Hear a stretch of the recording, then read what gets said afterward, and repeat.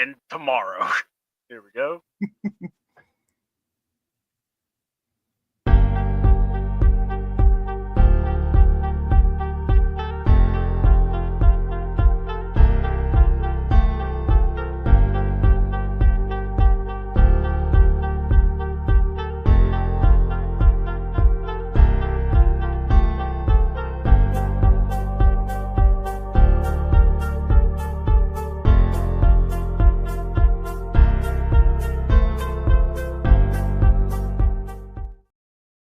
Hey, everybody. This is the ATL Falcon Beer Gang with your host, the one, the only, Laddie Daddy himself. Mr. LaDarius Brown. Yes, and we call him Laddie Daddy on principle. So, yes. And thanks, Rachel. And I'm your host, CDouble. And look, we're just chilling here. I got a soda popped already, so I'm ready to talk football. I know Darius got his vivations there. That's a good word to say, by the way. So then I said, it's cold outside, and it's so cold it just makes you want to hurt and just want to stay home. So, yes. And even though LaDarius is in Florida, we'll just say the same is down there too. So Yeah, it's cold and rainy here. Like the north you go, there's snow. Hey, that's good for you guys. You love to see it. Yeah. Let's keep it north. Hold on. Keep it there, and we'll just stay where we are. Right. So, so happy for you guys, but yeah. Let's not do it here. Let's not do it. I will say this. I'm as a fan, or I used to love snow. Used to love, always loved snow days. As an adult, now I'm like, okay, can I go to bed now? It's like I don't even want to deal with this mess. So I just want to go to bed. It's like, well, all right. Let's talk about a few things. Number one, the NFL's here. We've got the AFC NFC Championship game set, as well as let's talk. The Falcons did make a decision within the championship games, which is characteristic of a team that doesn't want you to know, or it's like, let's hide the reaction within.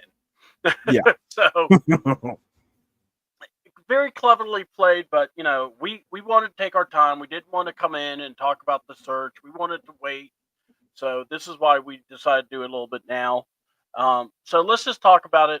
What's your thoughts about Albrecht? I know we talk about it on the morning show, but now that it's just me and you, we don't have to really worry about time restraints. What do you say? My 4-hour speech begin. No, 7 years ago. All school and 7 years ago, our fathers brought forth a football team. Leather helmets that became plastic. No. And cheerleaders were cheering your teams on, and you didn't feel bad about it. No.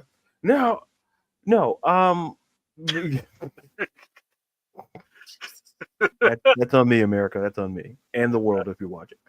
It's all good, Richie. What's good? He's like, what's good? C money and D money. D money. Hey, that might be another name for you there, brother. Listen. If you got nicknames for me, hey, you can't go wrong. Like exactly. I went from having 0 nicknames to having a plethora of nicknames. So shout out to you guys. Shout out to my buddy Rachel. Yep. MVP. Now, and hopefully we can have Rachel here one day. So that'll be the goal. So one day. So anywho, I think with the Albrecht hire, to me, people will say like, okay, yeah, it's one of Coach Ross' friends, but here's the thing: if you really look at the resume, it's not as bad. I think because one of the biggest issues that I felt we had as a defense that we didn't have an identity, and we didn't start to figure out until later rather than sooner. And Offense you need an identity, but for defense, it just feels you need to have an identity a little bit more because most defenses can love to blitz. Most Hmm. defenses are great in zone and man, and each have their some defenses have those an identity. If I ask people, hey, when you watched the Falcons play defense last season, what was their identity? Because here's the thing: we were 31st in the National Football League in sacks. Only the New England Patriots were worse. Hmm. They had 28. Yeah. So obviously it was not about blitzing. Obviously. So hiring Jeff Ulbrich, looking at the resume, looking at the time he spent with Robert Saleh over there for the Jets, it's a pretty good resume. And people could say, yeah, a lot of that was Saleh, but here's the thing: you can I think working with Robert Saleh, one of the great defensive minds in the National Football League, could potentially be a head coach again in this coaching cycle. Hmm. I think you learn something, and I think the hiring of Ulbrich to me shows that yes, it's Raheem's friends, but there's credentials. Because the biggest issue I felt that just speaking for me, I don't want to speak for all Falcon fans in general, is that we didn't know who Jimmy Lake was. We had no idea who he was. At least with Zach Robinson, we knew that he was from the Ram. He's from the same branch where Raheem came from the Rams. He's working with Sean McVay, so we kind of knew, even though he didn't. He's never called plays, but he did a pretty good job. Especially if you look at if you don't believe me, look at Bijan Robinson. Hmm. So look how somehow but going back to the defense, I think Ulbrich gives us an identity, and I believe we're going to start running the 4-3, and that's going to impact the way that we draft. That's going to impact the way we go after free agency and potentially the trade market. So hiring Ulbrich, whatever defensive coordinator came in here, is going to impact how we pursued free agency, how we pursued the draft. So listen, it may not be a Steve Wilks or a Wink Martindale hire. Listen, I had a preference for, you know, I prefer like Antonio Pierce. But like Keith says, if Ulbrich gets us to average, we can make a exactly. Exactly. Like I said, Keith, it's not a terrible hire. It's not like we're hiring a guy that, like I said, the Jimmy Lake situation was about this man had no experience. You can't say that about Jeff Ulbrich, former linebacker, coordinator. He was with Atlanta for a while, and then so he goes to the Jets. And so we have an identity now. And like Keith says, we don't have to be a top 5, even top 10 defense. Go look at the years that the Chiefs won Super Bowls. Like excluding like this year, in seasons past when they were great, the defense was kind of like in the middle. They lean heavily on the offense, and that's the formula I feel it's down here. To listen, the offense can carry. The offense has shown we can score with the best of them. You don't have to go out there and be. You don't have to go out there and reinvent the wheel. Like on defense, we don't have to be top 5 or top. It's like you hate rooting for mid, but mid is great because we know our offense has potential to be a top 10, potentially top 5 offense next season. We just need the defense to, hey, be in the middle of the league in, total yards, be in the middle of the pack in sacks. You don't have to be, if you get to the top 10 in those categories, that's just the bonus. But Hmm. we're just looking for not what we saw this year because the defense was the Achilles heel for the most part. So, and listen, like Foyer, Jones. So at line, so the thing is, the Jeff Ulbrich. That's what I say. It impacts our free agency. So we can go out and get guys. We know, okay, we run a 4-3, cool. We know we can go out there and get. So the Jeff Ulbrich hire, people are like, oh, it's terrible. But if you look at the resume, it's not. Listen, we could have went a lot worse. Yep. Like we could have went a lot worse. So like King Richard just, back at what I'm saying, you don't have to reinvent the wheel. If Yep. Jeff Ulbrich can make this a top 15 middle of the pack, and he can coach linebackers and he can develop player development is important because listen, we still got Brandon Dorless we need to see. How can he further develop Ebiketie? Yeah. So it's not terrible. Like people just saw the name and went, "Oh no, Raheem's friends." But this friend has actual credentials. This friend could get you in the club. Jimmy Lake couldn't get you into the parking lot of the club. So, Olbrich can kind of get you in the club. He has the credentials. So, Yeah. that's my 2 cents there. I am gonna. It's like this. My take is kind of like yours. It's when you look at the person. It's like this. Yes, the first thing you see is he's connected to Rob. All Mm-hmm. right, and it's the Falcon trust. They like to stay within if they can. They don't like going outside the box. So that's frustrating. Now let's look at what Ulbrich brings to the table. He coaches linebackers very well, and we have a lot of young D line also. And if he's running a 4-3, let's get oh God, I had his name. It was our D lineman from Ohio State. Um, he actually had a lot of promise and then kind of regressed this year because they had Zach Harrison? yeah, Zach Harrison. Because they had him playing more of a D tackle role when he really shouldn't have been that role. Correct. So get him to play more of a D, a pass rusher, and now you may be able to get more out of him. And I love everyone's really kind of honest about it because it's like, if he never coached in Atlanta, fans would love. Yeah, Yeah, I you're right. agree. If you took Atlanta out of his resume, oh my God, he coached with the Jets. Like Yeah. people would Well, love it. But the fact yeah, that he coached in Atlanta, you're like, that's where people felt like, this feels like another yeah. Raheem Friend situation. But if you look at the It's the resume, tie. It is the tie. Let's just call it what it is. It's the tie. yeah, You're tied to Raheem. That's why people aren't yeah, on listen, fire about yeah, like I said, that's the reason why people had disdain. it. But like Keith said, if you listen, you can make a case for a lot of that. Like if you take away people's things off the resume, you're like, oh, they're great. But the fact that they did this and that, you're like, oh man, it's. But at the end of the day, Jeff Ulbrich is a solid hire. We don't need this man to be like Steve Spagnuolo. We need this man to be like Robert Saleh. We need this man to make us at least a top 15 defense. I'm Make willing us in to the see what middle. he does. I want to see what he does. Yeah. The question now is gonna now this is where the question or everything shifts over now to Terry Fontenot. You, my man, have to get this defense to a point where we're ready to go.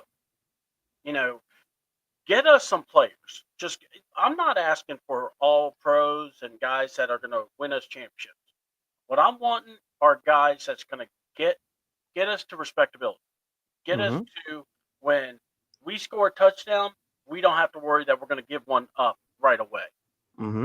And here we go. Oh, hold on. Oh, snap! Two of my faves. What's up, Tootsie Pop 6? Oh, I don't know how to feel about that now. Oh my God, now. Oh, would you stop? She wants to be a part of the team now. That's what it is. And you know what, Touch? If you want, I'll send you the link. You could join the show. I don't mind. So, and yes, we're I'm, calling him Laddie Daddy because of you. I You thought we were trip. phased. Now I just don't know how to feel now. Well, Oh, would you stop? We're still together. I mean, well, not like no, that. No. listen. That's Prince Petty coming out. That's not Yeah, the yeah, whole kit caboodle. But yeah. Hold if on. Terry was here, yeah. You're more aggravated that she said two of her faves now, not where I get you now. Ah, See, look, see, she still loves you. That's all good.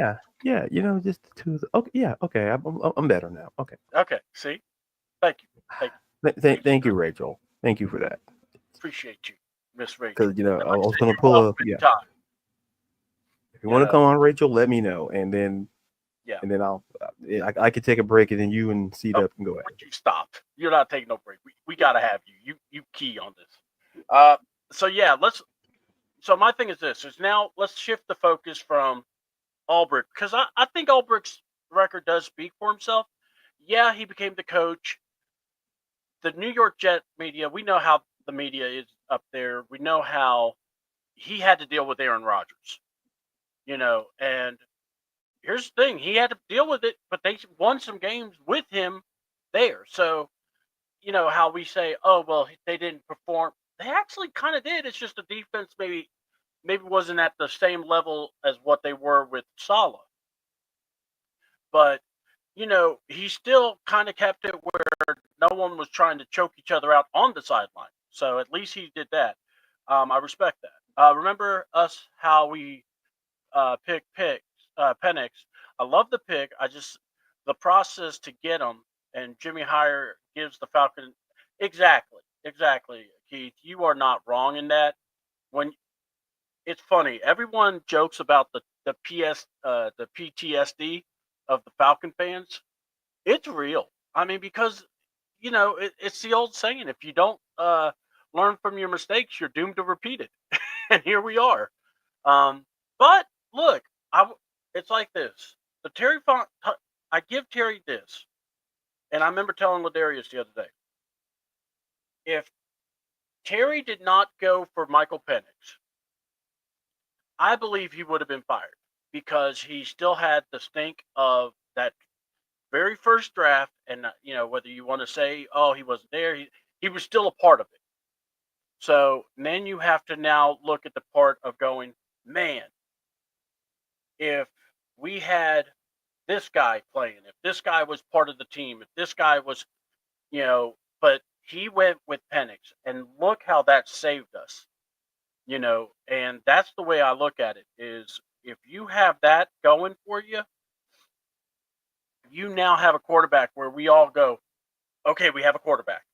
Now, what is he? Is he going to be that guy that, oh man, we're all going to be hyped about? We can't wait to see him, or is it going to be like a Joe Burrow? We'll talk about him in a little bit about how here's this guy's giving you great stats. He's playing amazing, and they are stuck because some people say, well, he shouldn't be in the MVP race because of his defense.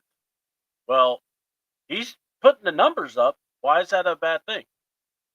So that's where we might, that's where we want Terry to actually try to build this where, look at your team, look and see what you can do. And I'm going to go here. It's not just the draft, it's the free agency, and you are going to have to restructure a lot of guys. What say you? What's the biggest challenge in this? Because now, especially with, I think we got some guys that can transition to a 4-3, or I think our defense as is can play 4-3. But what say you, LaDarius? Yeah, I think there's probably a few players that you may have to look at a little bit harder in terms of transitioning. But I think the biggest challenge is basically, and Terry has shown he could pull it off. It's just, how do you approach improving the defense? Because you can the free agency route, which I think is the ideal route, because guys like, Khalil Mack, we talked about earlier on the morning show. I think Kerry mentioned DeMarcus Lawrence is something that's interesting, and like a strong, sturdy veteran presence. It could listen with that number. We have 5 picks, Mm-hmm.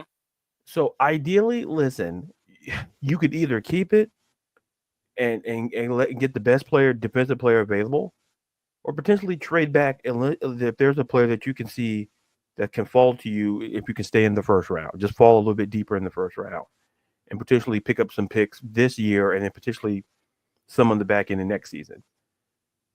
So I think the challenge for Terry is, how do I get this roster, given the salary cap situation, how do I construct a defense that can compete and make us a playoff team, potentially a Super Bowl team?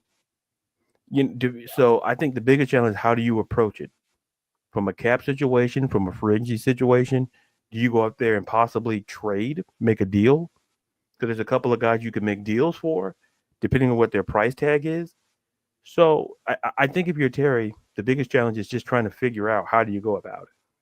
Because obviously the defense is a top need. Just how do you approach it? How do you approach maybe getting the edge player you need, that potential linebacker? How do you go about approaching it? Because that's going to make a difference. And Terry has shown, listen, he can go on free agency, he can make some moves, but the question is how you go about it. That to me is the biggest challenge. How does Terry approach it? It's going to make to me, it's going to make a very huge difference. Yeah. I mean, we on the morning show we talked about biggest need. Um, and I am interested even so because before when we would play, I would look at our linebacker crew and I felt like our linebackers got exposed badly. And even our depth, we didn't have that much of a depth issue.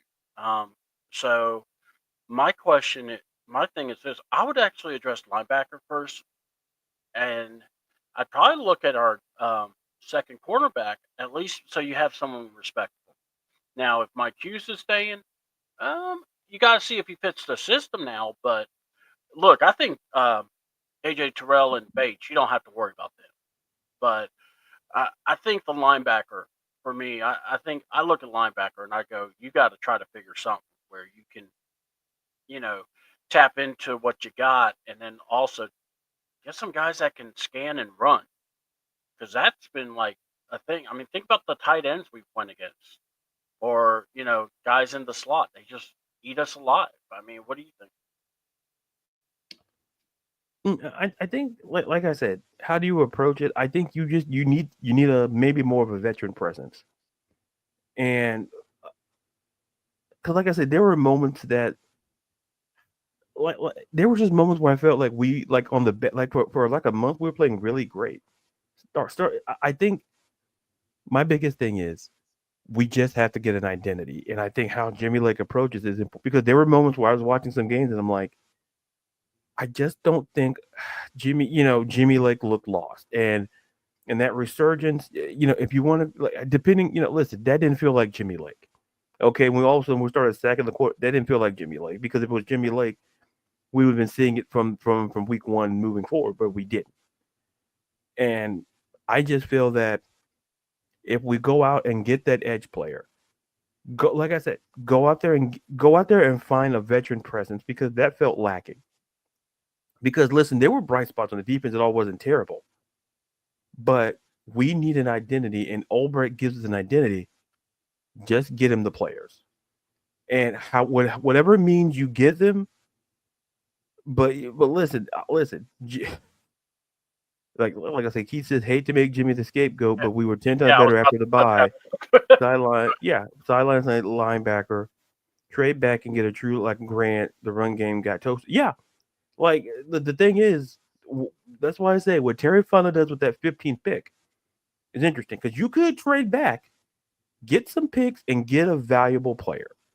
And people like I thought about this somewhat earlier today. I'm like, man, I was like, I wish we stayed at 15. But I'm like, listen, there's a lot of value on defense in this draft, so it's not the worst thing in the world if you trade back and you still get the player you want, and you're able to make other pieces on your defense. Maybe get that other corner, get another corner, potentially another safety, get that linebacker. You can do that. And this could be a draft where you go defense, and I think the fan base will come away a little bit happier. Oh yeah. I think the fan base just wants to see an improved defense and get rid of the rhetoric. And listen, like he said, get that side to sideline linebacker. You can. So to me, like I said, how Jimmy approaches it is going to be interesting because you could trade back, find some value there. Free agency gives you that option. Like I say, find maybe teams that just maybe want to get rid of their guys. Because listen, I said on the morning show, we just go out and get day one people. Like essentially go out. How Terry approaches it is everything because there's plenty of ways to go. So Well, you could, last year we went what? We went more of a wait and see. We're gonna sit these yeah. guys. It felt like it felt like a college red shirt kind of Yeah, thing. It's like let's red yeah. shirt these guys. Like wait, And, what? and honestly, if you look at the playoff teams and look at teams that come to the playoffs, they're getting contributions from their young players as well as the older guys. So it's a matter of being able to get the most out of what you have on the roster. And that's where I feel like is the biggest mistake that we made last year is that okay, Penix, I understood, but I felt that there were guys that you could have gotten that would have made a bigger impact. I know a lot of people bring this up. We needed a true D tackle. We still need a good D tackle because if you want a good D tackle, that's a guy that can take up a space for two guys and that's an instant double team, and guys are freed up. So it's still a thing you would want to get.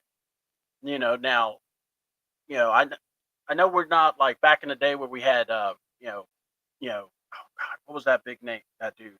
He played for the Green Bay Packers. He was like the refrigerator or something. Not the refrigerator, but he was a big one. He played next to Reggie White a lot. I can't remember his name now. Oh, I know you're talking about. It'll come to Yeah, I me. know. I see it, and I remember, but yet I can't remember because I don't. It's not Robert Gibson or something, but I know it's someone else. But anyway, we'll figure it out, or someone will probably throw it out there for us. But yeah, it's just I look at that and I go, okay, here we go. This is what we're trying to go for. So I think this year you have to look at guys that can give you Oh, yeah, I think that's the Gilbert name. Brown. That's the name. Oh God, thank Great, you, great, thank you, Keith. great last name, by the way. Great last name. Yeah, yes, awesome last name. There you go, Gilbert Brown. Relation? I don't know. I Oh, probably could do that. Ancestry.com and we'll yeah, see. I had to find out. Give him a call. And then, but now what?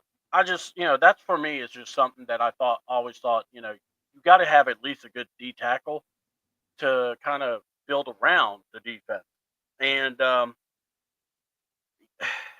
linebacker play, I think, is key because now that you have Jeff Ulbrich, I want to see how he would be able to work with whoever he has. Now, I'm not saying you're going to get rid of Troy Anderson, but Mm-hmm. you need to see what the heck you have in this guy.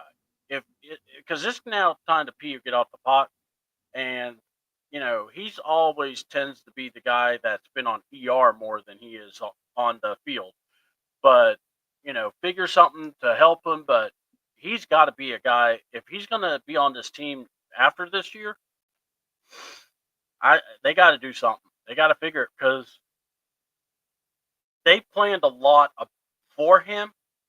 And when he went out, you could definitely tell a lot of the linebacker play definitely went down because you were like Nate Landman couldn't. I mean, he played a good role as a linebacker, but he wasn't the guy of I'm going to trace you down. I'm going to be able to stop you, whatever you're doing. So yeah. All right. So I wanted to talk about what is. So we're talking about linebackers, and now your strategy on draft. What? Because you kind of brought that up. I'm a guy that wants to find a guy that plays right away. I don't Yeah. want a guy that's going to wait because the way I see it is the league they want to make sure everyone's making their money right away. So you got to get the most bang for your buck. And I get it, they're kids, all that, blah blah blah. But my thing is, now they're getting paid to play football.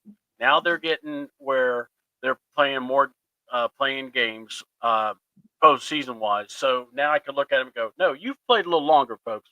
There we go. And then here we go. We got Miss Carrie in the chat. Hey, Hey, Carrie. LaDarius, everyone in the chat. What's up, Carrie?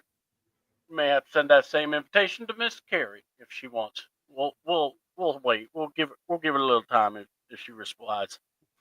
But wanted to just ask what when it comes to drafting, what is your take on it? What do you value in drafting? Um, I value players. I value day one players, and I value depending how my roster looks. If I take the Falcons roster, I'm looking for who's out there who matches the value in what I'm looking for. Because getting the best player on the board strategy works if you have a plethora, you have many needs.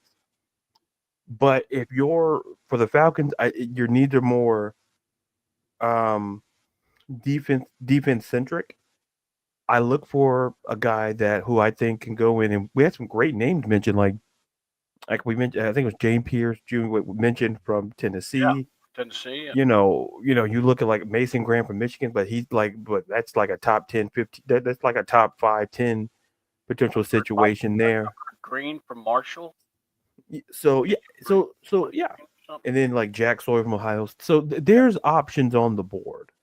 Yeah. To me, the way I just approach it is, I need someone who I can, if I draft them today, I know that they will be in the starting lineup week 1. I think if you're Terry Fontenot, you can ill afford to draft a guy who you see as a project because you already did it and it almost cost you your job. Mhm. So go out and find a guy that starts day 1. Also fits the scheme that you want to do, Yeah. and more importantly, this is significant. Don't overreach because I remember when the Jaguars they drafted a guy named Tyson Alualu, and everybody went who? And I think, and I'm like, nobody had them on their board.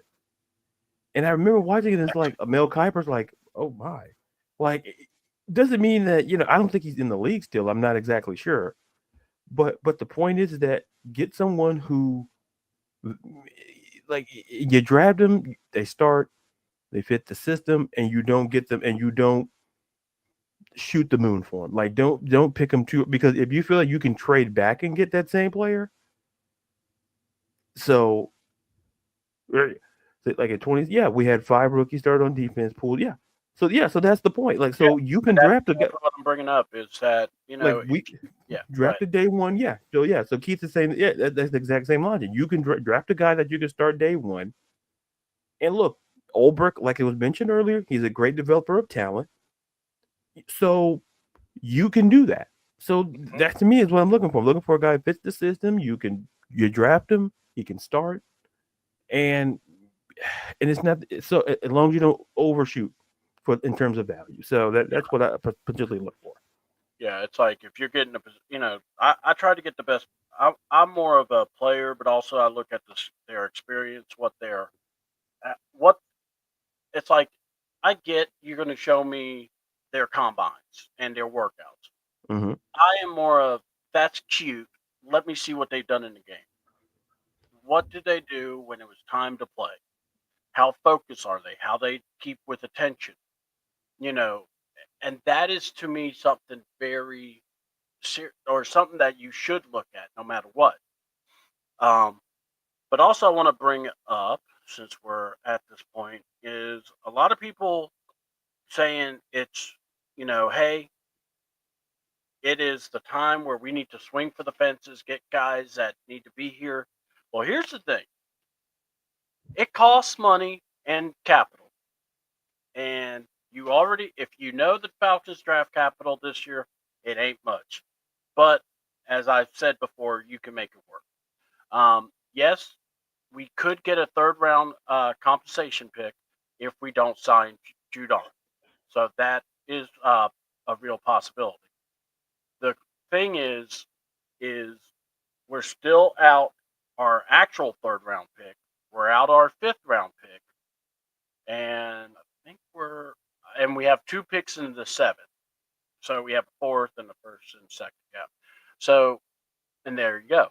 So my question is this: it's like I like the idea of drafting back, but when it comes to players trying to get like, let's say, the Miles Garrett gets the look, I get it, you want to, but unless you could work a deal where you could bring in some player for a player and a pick, maybe that's cool, but I don't think that's going to happen.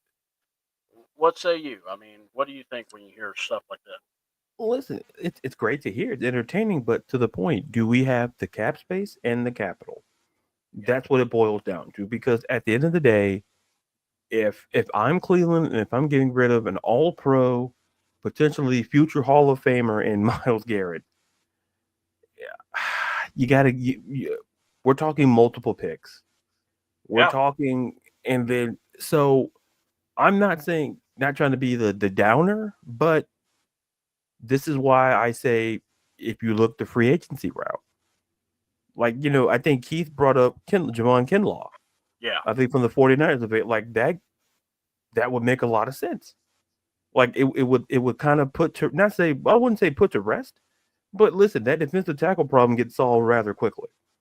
Like the D line, like that's one guy you get, you go, okay, we got him. Now what else can we do?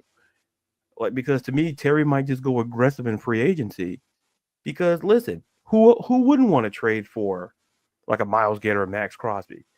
But the problem is you understand what these teams want back. yeah, So yeah. do you have the capital to even come to the room? Like, here's the thing: if you know you ain't got enough money to go to that fancy restaurant, don't you dare show up to that fancy restaurant. Don't when it said like don't go to Shea Rivera. Like if you ain't got enough money to go, you just look by, walk by, and keep it going. Yeah, yeah, and not just that, but it's like, okay, look, don't think you're just going to get away with going and getting an appetizer. It's still going to be a little bit more than what you want. Right. So if you don't have the money, I think you listen. That you might be back there washing dishes. Yeah. So my point is that living within your means is applicable. If you listen, be aggressive in free agency. If you can't get like a Miles Garrett or like a Max, focus on free agency. Focus on the draft. I mean, it's not to put a nail in this point. We're not looking to be the 85 Bears. We're not looking to be the 2000 Ravens. We're not looking for that. We need a top like a 15 defense, and we middle of the road essentially, and we're good. So that's my takeaway. If we don't have the money for the capital, you keep walking by like, oh, that looks pretty, like, but you keep it moving. It's like back in the day where your parents, you going shopping, your parents tell you, now look, don't be asking for anything. Right. Don't be asking for anything. But there's that. Ooh, look, there's Miles Garrett. I told you we ain't got money for Miles Garrett. Yeah. Max Crosby, we definitely got money for that. Keep going, kid. But he's white. We don't have money. Like we don't have the money. Like that's the point. Hey, just look. Hey, other teams can do it, but yeah, we can't. So that's something to think about. So we're gonna go around the NFL, because one, we had the two. We have our two championship games, so we'll talk about those. But man, it dropped today. Basically, the AP and basically it's going most valuable player nominees, defensive player nominees, and as well as offensive player. Basically all the good rookie ones and everything. So for Coach of the Year, they're talking about Dan Quinn with the Commanders, Andy Reid with the Chiefs, Sean Payton with the Broncos, Kevin O'Connell with Minnesota, and Dan Campbell for the Lions. Now, understand, if I'm not mistaken, these awards are mainly for the regular season. correct. We're not looking at the postseason. Yeah. A lot of people go, well, they lost. Well, no crap. But if that was the case, nobody would get awards except for the world champs. Correct. AP assistant ones are Ben Johnson, Aaron Glenn, Flores from the Vikings, Vic Fangio from the Eagles, who I couldn't remember his name, and Joe Brady for the Bills, the offense coordinator. So for those two categories, what say you? Who do you think is your coach of the year and assistant of the year? To me, the head coaching feels a little bit easier. To me, it's Kevin O'Connell. Yeah.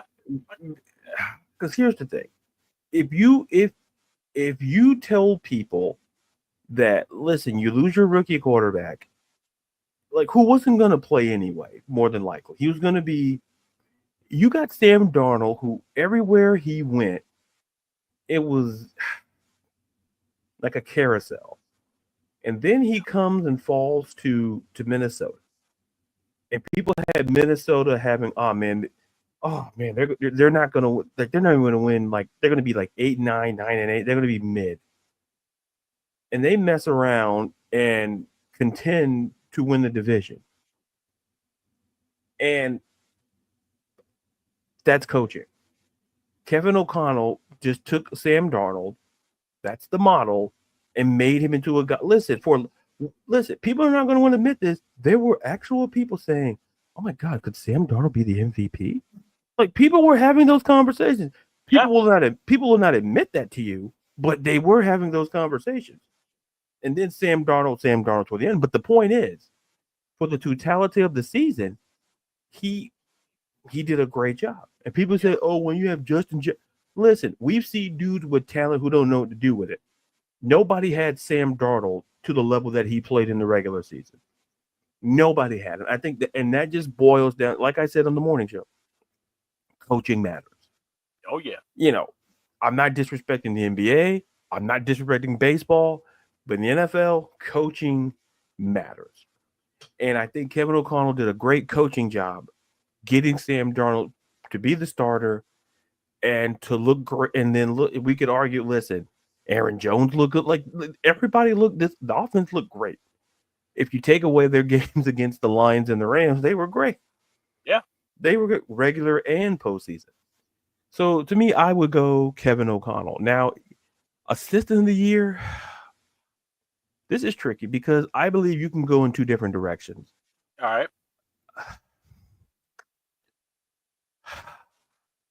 To me, I look at, oh boy, like the Vikings defense was terrible. And like, Brian Flores came in, did an amazing job, turned around, looked like a very fierce defense. You could go that route. I also feel you could kind of go to the route of, like, listen, like Ben Johnson made Jared Goff once again. People had him. I think he's the finalist for the MVP award, if I'm not mistaken. At least I think it's a I don't final. think so, but I'll Is he I'll not? look. I'll double Yeah. like I'm not saying but I saw the list. I thought I saw his name, Oh, but he I could is. be. He is. So Jared Goff is in the finals for the. so what? So once again, you know, you could, like, to me that's the hardest award to go to because it's Flores, Johnson, or Glenn. And to me, I feel like you can't go wrong because that Lions defense played well throughout all the injuries. And Aaron Glenn did a great job, and that's why Aaron Glenn is now a head coach in the National Football League. Yeah. The way the Lions played offensively, that's why Ben Johnson is the head coach now in the National Football League. So I wouldn't be shocked if it's down to those two. And even, like I say, Brian Flores is a guy that I think that's very interesting given the way that the Vikings defense looked. So Yeah. but if you ask me to pick, I would lean a little bit more on. I would kind of. I'm going to stick with Brian Flores, leaning. Like I say, it's split like a pie, like 33.3 for all three, and that 0.1 you could give to maybe Joe Brady. So So here's what I'm going to say, because on coaching, I will say Kevin O'Connell. I was going to say Kevin O'Connell also. Second place would have been Dan Campbell, and then third would have been Sean Payton. And it's nothing against Sean Payton. The reason I say Sean is the fact that, I mean, you look at what he had the year before, yeah, and look what he had now. And hold on, see you in 2 weeks. 1, 2, 3, Cancun. I see it there. Oh man, I know what he's talking about. That would Oh, make I it did more. too. I did too. Well, listen, like Devin, listen, they never said where. They didn't say Yeah, NFC Championship game. yeah. They just said see you See in you in 2 2 weeks. weeks. And And it you just know what? happened to be, hey, They probably went on that date anyway. they're like, hey, man, you want to go to Cancun? Yeah, sure. So you can go. There's a little time. You could have went after. So yeah. Yeah. Yeah. So all right. So the assistant, I was going to say. I mean, God, it is tough because you're looking at what Aaron Glenn did with the defense, especially with the defense getting hurt the way they were. Look at what Ben Johnson did. Flores. No one's given Vic Fangio enough credit. I mean, Yeah. he had, look at the culmination of talent he had. A lot of young guys, Yeah. and I got to go here. A lot of their core players left, and Mm-hmm. he had to kind of rebuild that thing. And from last year, they were dead last, and then you see what they are now. Yeah. So I got to give at least something to Fangio, because I'm going to go here. I don't think Sirianni is that good of a coach. So I kind of look. I'm looking over at that assistant, going, you know what? I'm looking at you. You could make that. The reason why I didn't put Fangio, I just expected Philly when I heard Vic Fangio the DC. I look at his resume of everywhere he's been. Like even we was the head coach of the Broncos defense was great. It was just the offense that wasn't great at the time. No, But I got him as a coordinator, look how he made rookie Quinyon Mitchell, the corner, looking mm-hmm. great. Jalen Carter looking great. Cooper DeJour, Reed, a part of me said, man, they got Vic Fangio. Oh, that's a top 5-10 defense.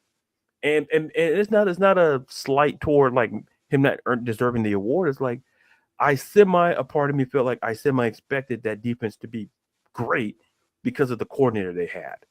And then to me, that's a credit to the job Vic Fangio has done, and that's why. Listen, that's why he was a hot commodity when he became available, and Philly said, "Here, come here. We got a bunch of guys, and now they're in the NFC Championship game."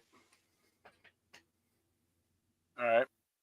Well, let's do this. The comeback player of the year. We have Joe Burrow, Sam Darnold, J.K. Dobbins, and Christian Gonzalez, as well as Damar Hamlin, or as otherwise known as Dead Man Walking.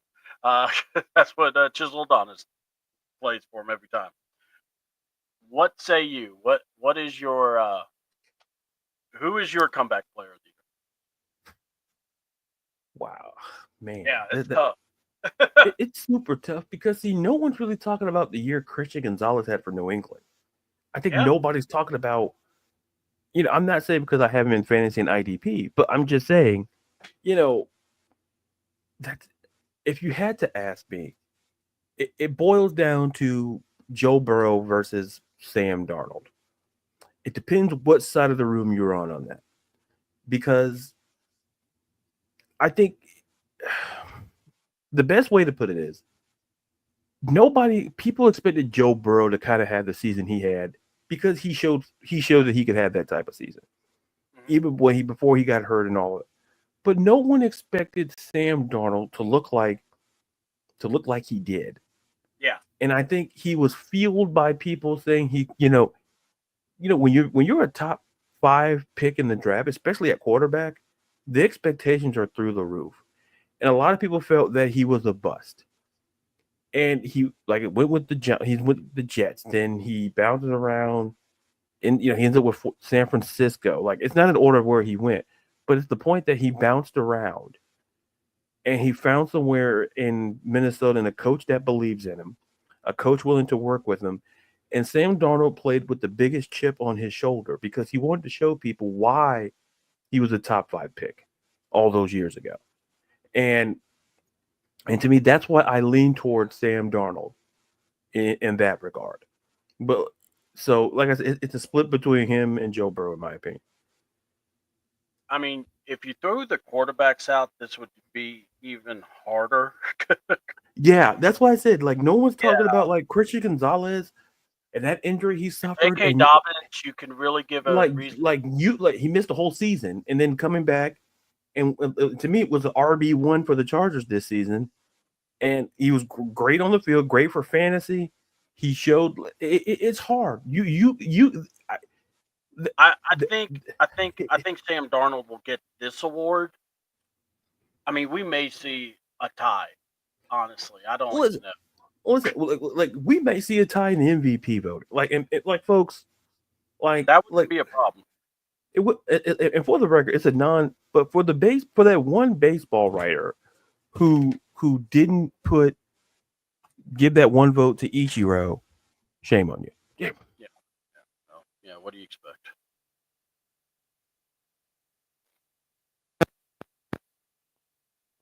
Where'd you go?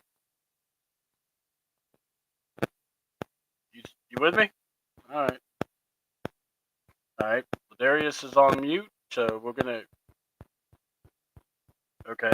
Hopefully he can get everything connected here.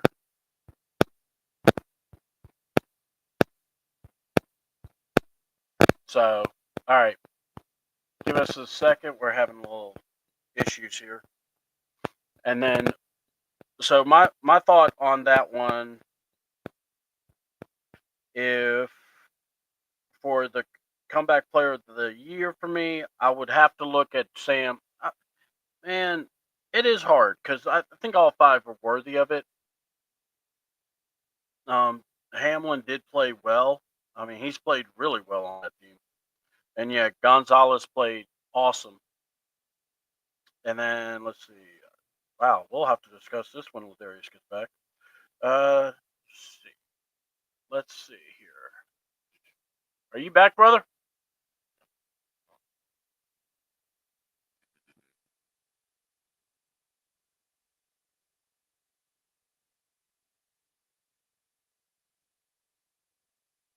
All right. So I'm gonna keep him here, or I'm gonna do this so I can see when he gets back in. All right. So yeah, we'll discuss that. I think you look at Sam Darnold; it's not a bad pick. Um, J.K. Dobbins, I can see too. Like I said, it's just everybody's worth it. Chop Robinson, Gerald Verse, Quinion Mitchell, Cooper DeJean, and then Braden Fisk.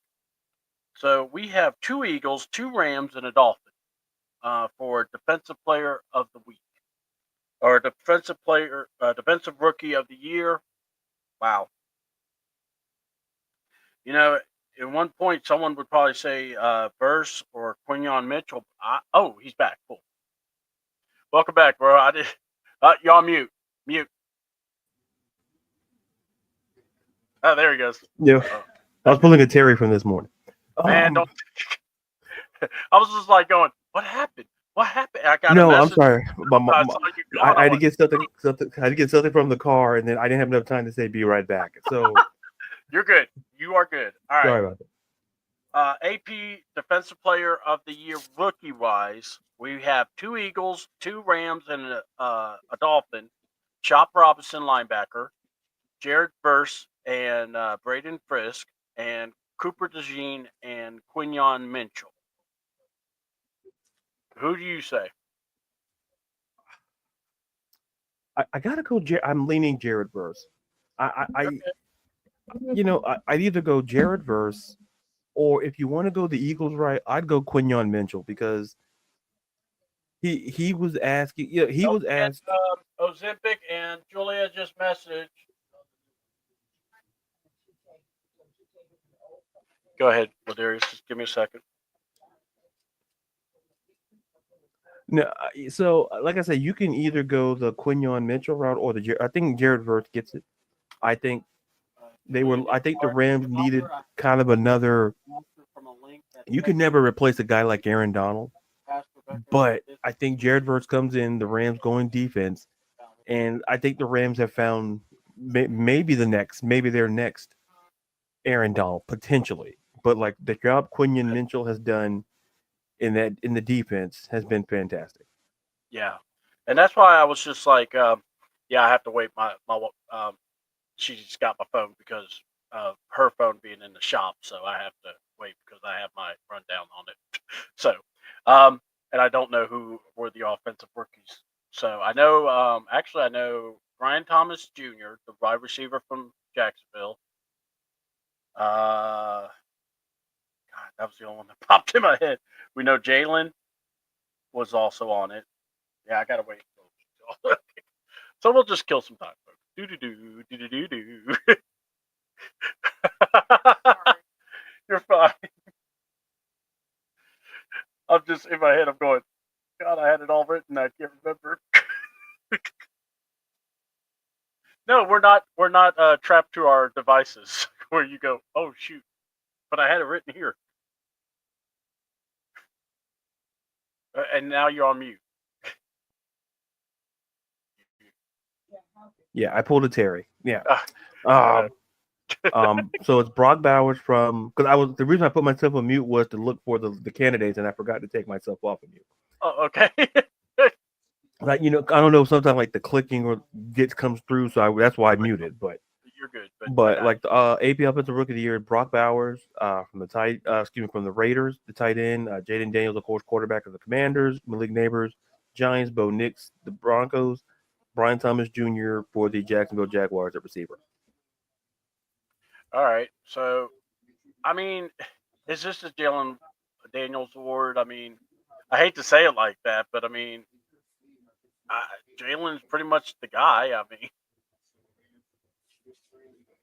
I mean, I put it this way: Yeah. if Jaden Daniels was not in the category, I could make the biggest case that Brock Bowers should win it because this man, when his name was mentioned with the likes of like rookie season, like Kyle Pitts' rookie season was great, tight end. Mike Ditka's name was Yeah. like especially Ditka's. It's like it felt like the real bright spot of the Raiders was Brock Bowers. It felt like he was getting 6-7 receptions a game. But unfortunately, when you look at how the award, like I'm not saying it's a quarterback centric awards, but it felt like if it just felt like Brock Bowers was just he had Aiden O'Connell throwing the ball, he had Desmond Ritter throwing him the ball, and it's Gardner like this Minshew. Gardner. So he had three dudes throwing him the ball, but yet still had a great rookie season, and we saw the value that tight ends bring. Like Brock Bowers looks like an absolute beast, and he in any other year, another season, he would win this award. Like no disrespect to Malik, no disrespect to Bo Nix or any, but if Jaden Daniels was not in this category, like I think I feel the same way about Christian Gonzalez. Like if you take away Joe Burrow and Sam Darnold like you would win it. To me, it's award season. Like it's like the Oscars. There were certain years where I felt that if that picture wasn't in the category that year, they would have won it. And that's how most awards are. Like, man, if they were playing this way, like if you take away the categories and you take them away, so like that's why I say Brock Bowers should get enough love. I think he should finish top 3 in the voting in that category, in my opinion. So Hold on. We're having.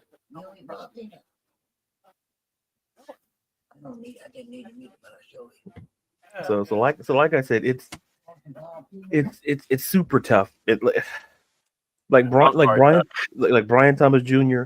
I think Jacksonville got the receiver one. So, but to me, this award is it's Jaden Daniels in the field. It kind of felt like Tiger Woods back in the day, like when Tiger had the lead going in on Sundays. Like it's Tiger Woods in the field. That's how this category is going to play out.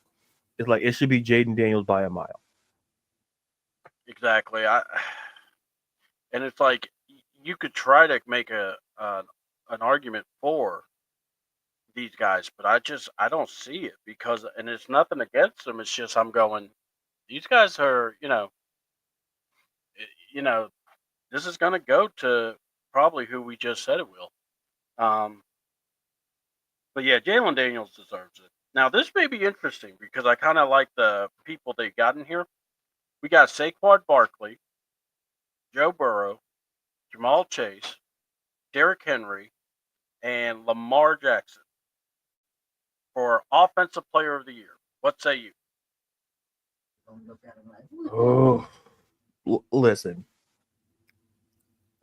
People may not like this, or some people may. I don't know. I don't know. I'm not a Nostradamus or anything.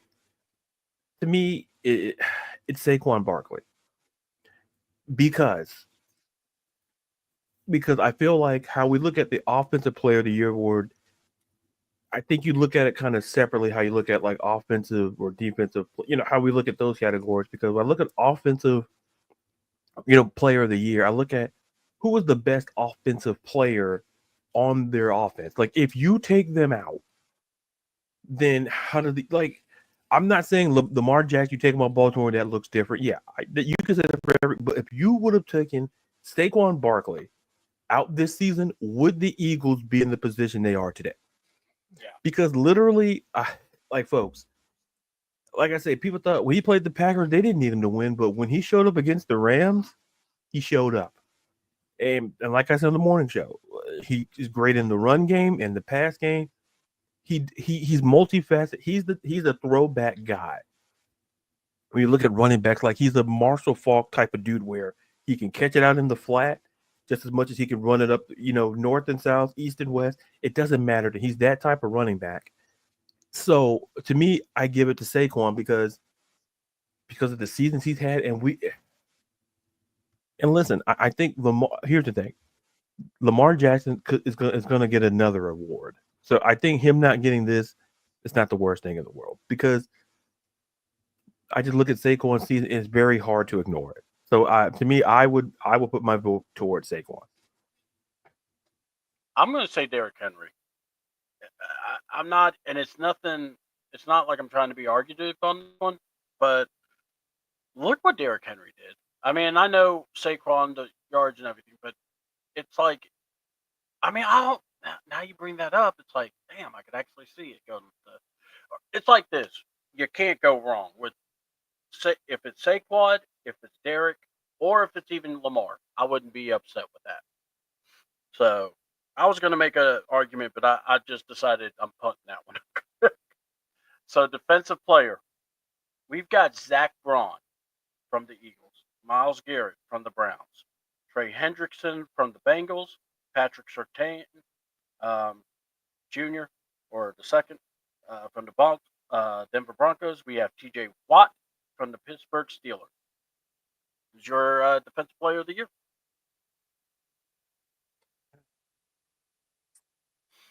To me, this is a tougher category because who I think's going to win it may not win it, and to me, if you ask me right now who I think the defensive player of the year is, to me, oh man, I could make a case for Myles Garrett.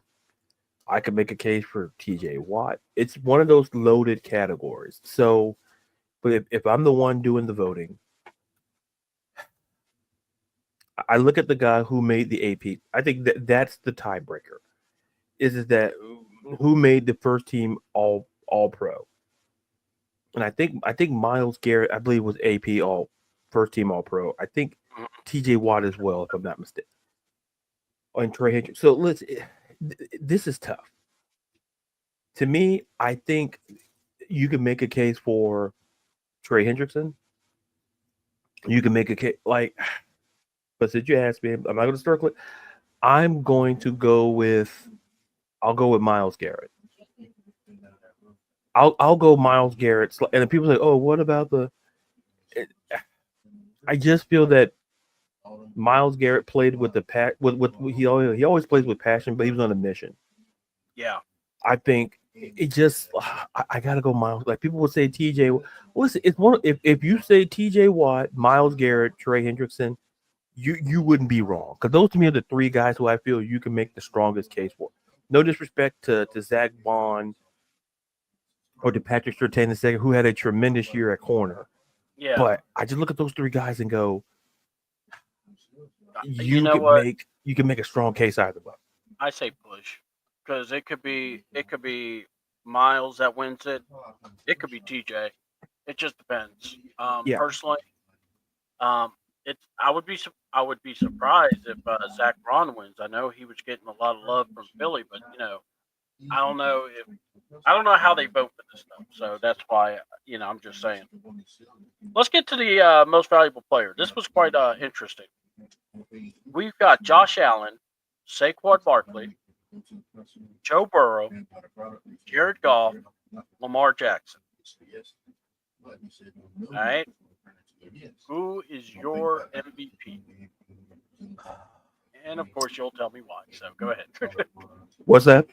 No, I was like, who is your MVP and why? No, it's like, who's your MVP? And I know you're going to tell me why.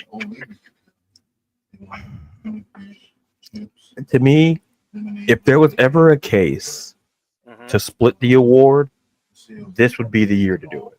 If you can make a case this year. Yeah. Seasons past, it was clearly definitive on the route. But if I had to pick a singular person, and for the record, this is regular season.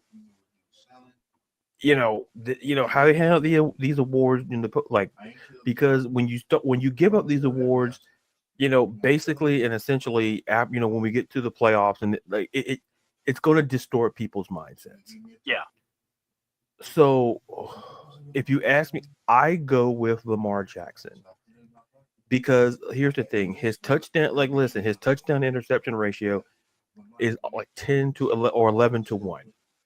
Just statistically speaking, he's had a better season this year than his previous two MVP seasons, which tells you a lot. Listen. You tell this guy, oh, he's a running quarterback, top 5 in in passing touchdowns, and it's like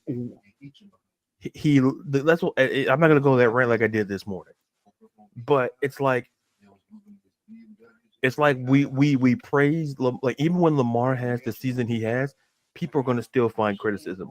And listen, I'm not gonna go, but for whatever reason, I'll put it like that. For whatever reason, everyone finds a critique about Josh Allen, and we don't, like I say, we don't have that conversation about Josh Allen.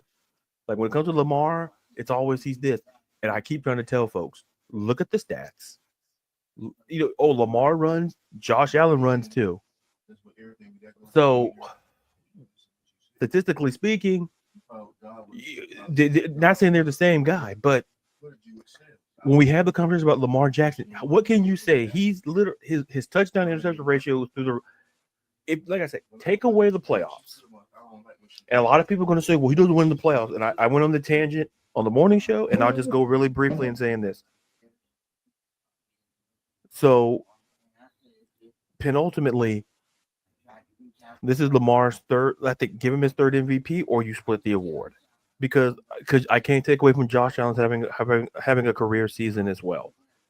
But I just want people to understand, if you go Josh Allen, I'm not going to be upset.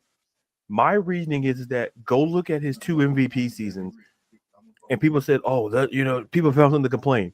What can you find to complain about his resume this season? So, to me, either you go the split route with him, with Lamar and Josh, or you give it outright to Lamar. The voting's going to be super tight on this, I guarantee you. If you take away the playoffs, that's why I hate when you do regular season voting when the playoffs, because you get distorted. Oh, well, since Lamar's not in it, oh, well, Josh is the MVP. Like, that's not how it works. Yeah. It's like baseball. Like, baseball does the same thing. It's like, oh man, the pitchers suck, but like the numbers, like, go with the regular season. So I'll put it that way. All right. So Ron hit me up and wanted to join us. So and then I gotta go, guys. I'll see you. No, no, you not leaving. Don't you do that. All right. So Ron, Mr. Babyface, what say you about the MVP? Who's your MVP out of the characters that they dropped today? Was Josh Allen, Saquon, Joe, Jared Goff, or Lamar? And these are for the regular season now. I would go with Lamar. Regular season, he deserved it. He deserved it. Regular season, he got that in the bag. No ifs, buts about it.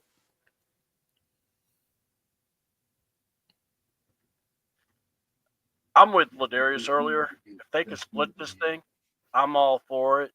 And I'm all for Lamar and Josh winning it, or heck, even Saquon. I mean, to me, it's that close. Right. I don't know if they will, but it is what it is. And I mean, if Lamar wins it, that's good to him too. I don't mind. I think Lamar's a very fantastic quarterback. And talking about what we saw with the division games, let's talk about them. We now have 2 games to determine who we're going to get to see in the Super Bowl. Right. We have Eagle Dark Lord Chiefs versus the only team that could probably save us from the evil, the Buffalo Bills. And then we got the Eagles versus Baltimore. Did I tell her right there? So let's go over to Ron. What do you say about these 2 games? Okay, now let's talk about the Buffalo game. Yeah.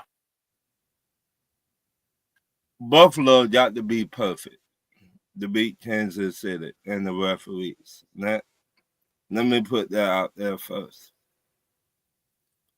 You got to be perfect. Everything you going to Kansas City, you got to have a perfect game. Like, you cannot put it in the referee hands. One bit. Yeah. The time you do that, somehow, some way, you will end up losing. In my opinion. Yeah. I'm with Now, you. the Washington and Philly game.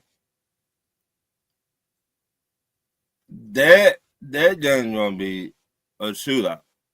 I think both games will be a shootout. That's what I think. Because both all four quarterbacks know how to put touchdowns. But that Washington, they've been hot for the last 2 months. Yeah. They've been on fire. Now, I cannot stand Dan Quinn, but the way he got them playing, hey, they've been on fire. Now, we just look at it like this. Philly quarterback, he got a knee injury. Mm-hmm. Now, will he be the same? Or will he be like, you know what? Forget this. Everything on the line. I don't care. I'm finna put everything on the line and let it hang out there. So you don't know how much that his knee injury will play a factor in that game. Yeah. Being a dual threat quarterback. Yeah. And it's gonna be cold. His knee. I thought it was more concussion that people were talking about, but yeah. Well, I heard it was the knee. Mm-hmm. And so with that play a big factor in this game. In his game. So but I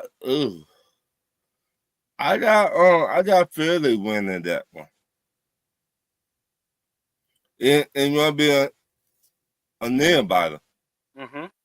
27-20 in that game. And Buffalo, they got to blow out Patrick Mahomes if they want to take it to the next step. Now, can they do it? Maybe. But can they keep it in their hands? Can they play a perfect game? Yeah. And don't get the referee involved? Yeah. That's the kicker. Yeah. Yeah, those So, referees, man, it's been ridiculous. Yeah. All right, LaDarius, you good? Yeah, I'm good. Yeah, I'm here. I'm listening. No, you good. You good. I just wanted to make sure I heard the whole thing. Yeah, I'm good. All right. So go ahead. What is your thoughts about the AFC and NFC championship game? I'll be quick in saying this because, like I said, I don't want to repeat too much of what I said in the morning. It's to me. I mean, I'll talk about the Washington and the Philly game. Mm-hmm. It's going to boil down to, can Washington stop Saquon Barkley? Because Jaden listen, I saw the injury, like they showed footage of him. They showed him that ankle, and he's not 100%. So why, so Dan Quinn's going to probably devise a plan. Listen, it's going to probably, we got to get to Jalen, we got to get to his face, and we got to stop him getting the balls from AJ Brown and Devontae Smith, to his weapons. He's got Dallas Goedert as well. Mm-hmm. But you can always put the ball in the hands of Saquon Barkley in the pass or the run game. That's the X factor. Jalen's hurt. I'm not super worried because of the way Saquon Barkley has played all season. He's been the catalyst of that offense. If he's shown, listen, maybe against the Packers, he didn't have to have his best game, but against the Rams, he put on a great game. So that's an X factor there. I expect that game.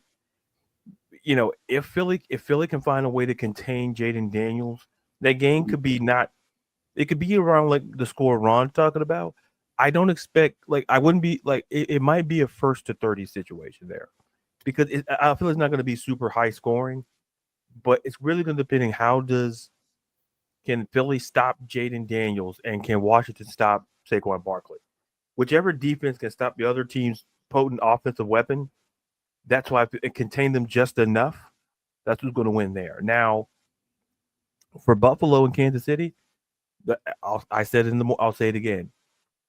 Buffalo, this is the best opportunity to beat Kansas City. Because, like I said, they haven't scored 30 points in a game all season, and they went 15-2. So, what is that telling you? Go back and look at those games. If the Raiders knew how to snap a football to the quarterback, if Denver doesn't get that kick blocked, like go to our game with Atlanta, if that pass, whatever that ref was right there, didn't see. Those are a couple of like the games we can argue the rest, we could argue magic or whatever. Mm-hmm. Like, but their offense is simply not the same. And Buffalo's offense can show, listen, if they put 30 on Kansas City might not have an answer because they've never had to score 30 points in a game all season. Yeah. So if we've seen Buffalo, look how they did. Denver was a top 5 defense, but they made that basically what Buffalo made Denver look like a JV team. Like just so, and then look how they played against Baltimore, another very good defense. So they're well equipped to face this Chiefs defense. Listen, they know each other. Most of the players are the same.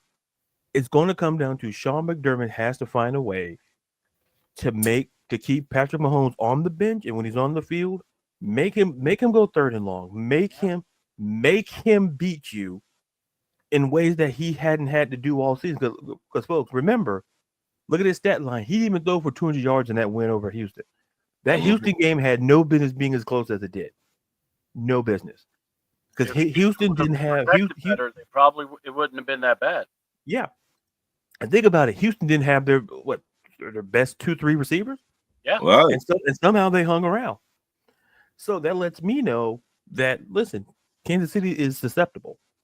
Yeah. So that being said, I'll say it. Give me the Eagles and give me the Bills. Because the Bills, to me, when I watch them play, Kansas City can't score 30 points in a game. Teams that were terrible this season were able to score 30 points in a game. But not the best team that everybody says in football.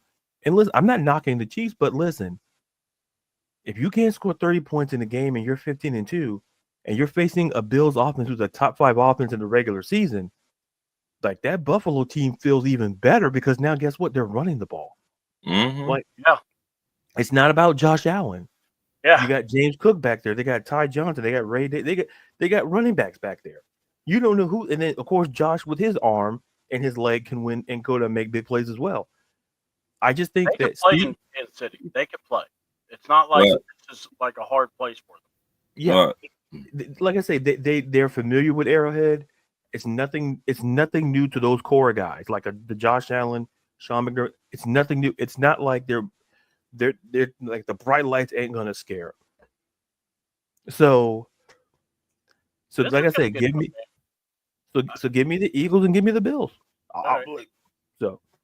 Well, my tough game is going to be the Eagles in Washington because part of me feels that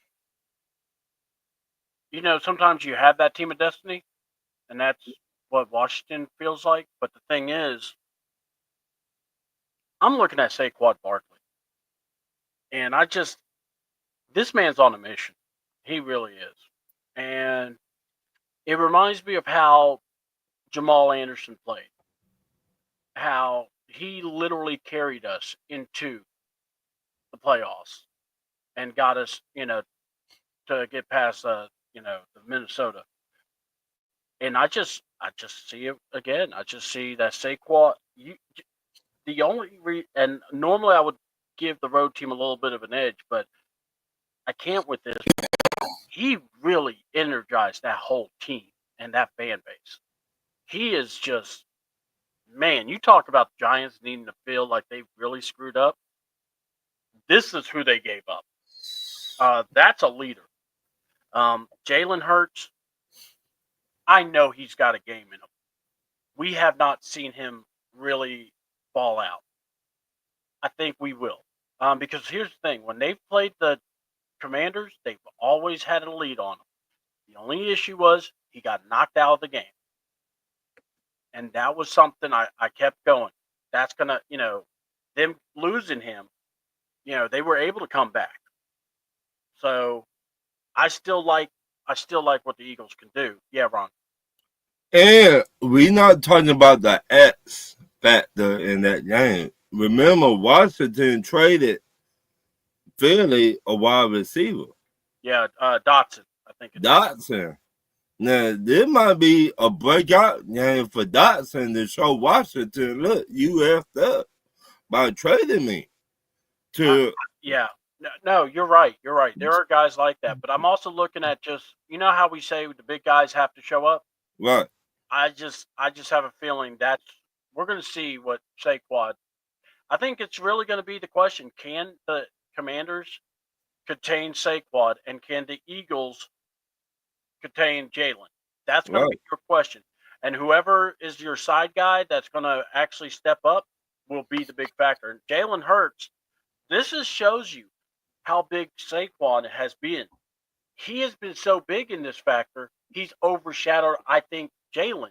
So Jalen can actually get healthy, right, feel better.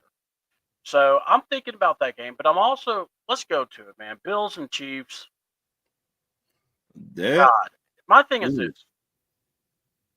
Every time I think about this game, I go to the one thing, the stupid refs. Mm-hmm. And I hate saying that. And it's like, please, for the love of God, let's see who the best team is. No interference. Just no. Don't throw a cheap flag when Mahomes is, running, tiptoeing by the sideline and he flops over to the end. No. Stop it. Because they love throwing flags at everything when it comes to Mahomes. So they've got to figure something out. And I mean, Buffalo has to play with poise. That is the biggest thing there. Let's see. We got what's up, everybody from John, Eckler and Williams stepping up. Yeah. Eckler is huge. Eckler's going to be huge for that game. Yeah. I think. And I will say, I think watch out for James Cook. He's been really good running the ball, catching the ball, and he's been very reliable. Watch out for him, and watch out for the matchup between the linebackers and those tight ends for Buffalo. And when LaDarius, you talked about you were talking about Travis Kelce and him going to Travis. He also goes to Aaron Gray a lot. So you got to watch. The tight ends is going to be vital in this game. I think this game. I'm going to go Bills because I'm a sucker for the Bills. All right, I am. I like the Bills. I was rooting for them when they went to the playoffs and lost like 4 straight against the Redskins and the Cowboys, and now the Commanders. But I don't even think they even think about that now. But I really want to see Buffalo in the Super Bowl. I would love to see the Eagles, Commanders. If Commanders somehow snuck in, not gonna lie, it would be cool because I want Buffalo to win, regardless. But I think this could be really good. I just, please God, if anything, even the NFL should be able to go, look, we can't. If we try to help this team at this time, it's going to be blatant, and it's just going to make us look bad. We can't do that. I really think Buffalo they've been on fire. Yeah. The way they beat Baltimore, they beat everybody in the playoffs. I like this team being on fire. Now, can they beat Kansas City? Maybe. But will they? They look good on paper. They look real good on paper. Look, they can beat them, but the thing is, you got to hold your points. You can't. The one thing is, if they do start throwing flags, the Bills cannot be losing their damn minds.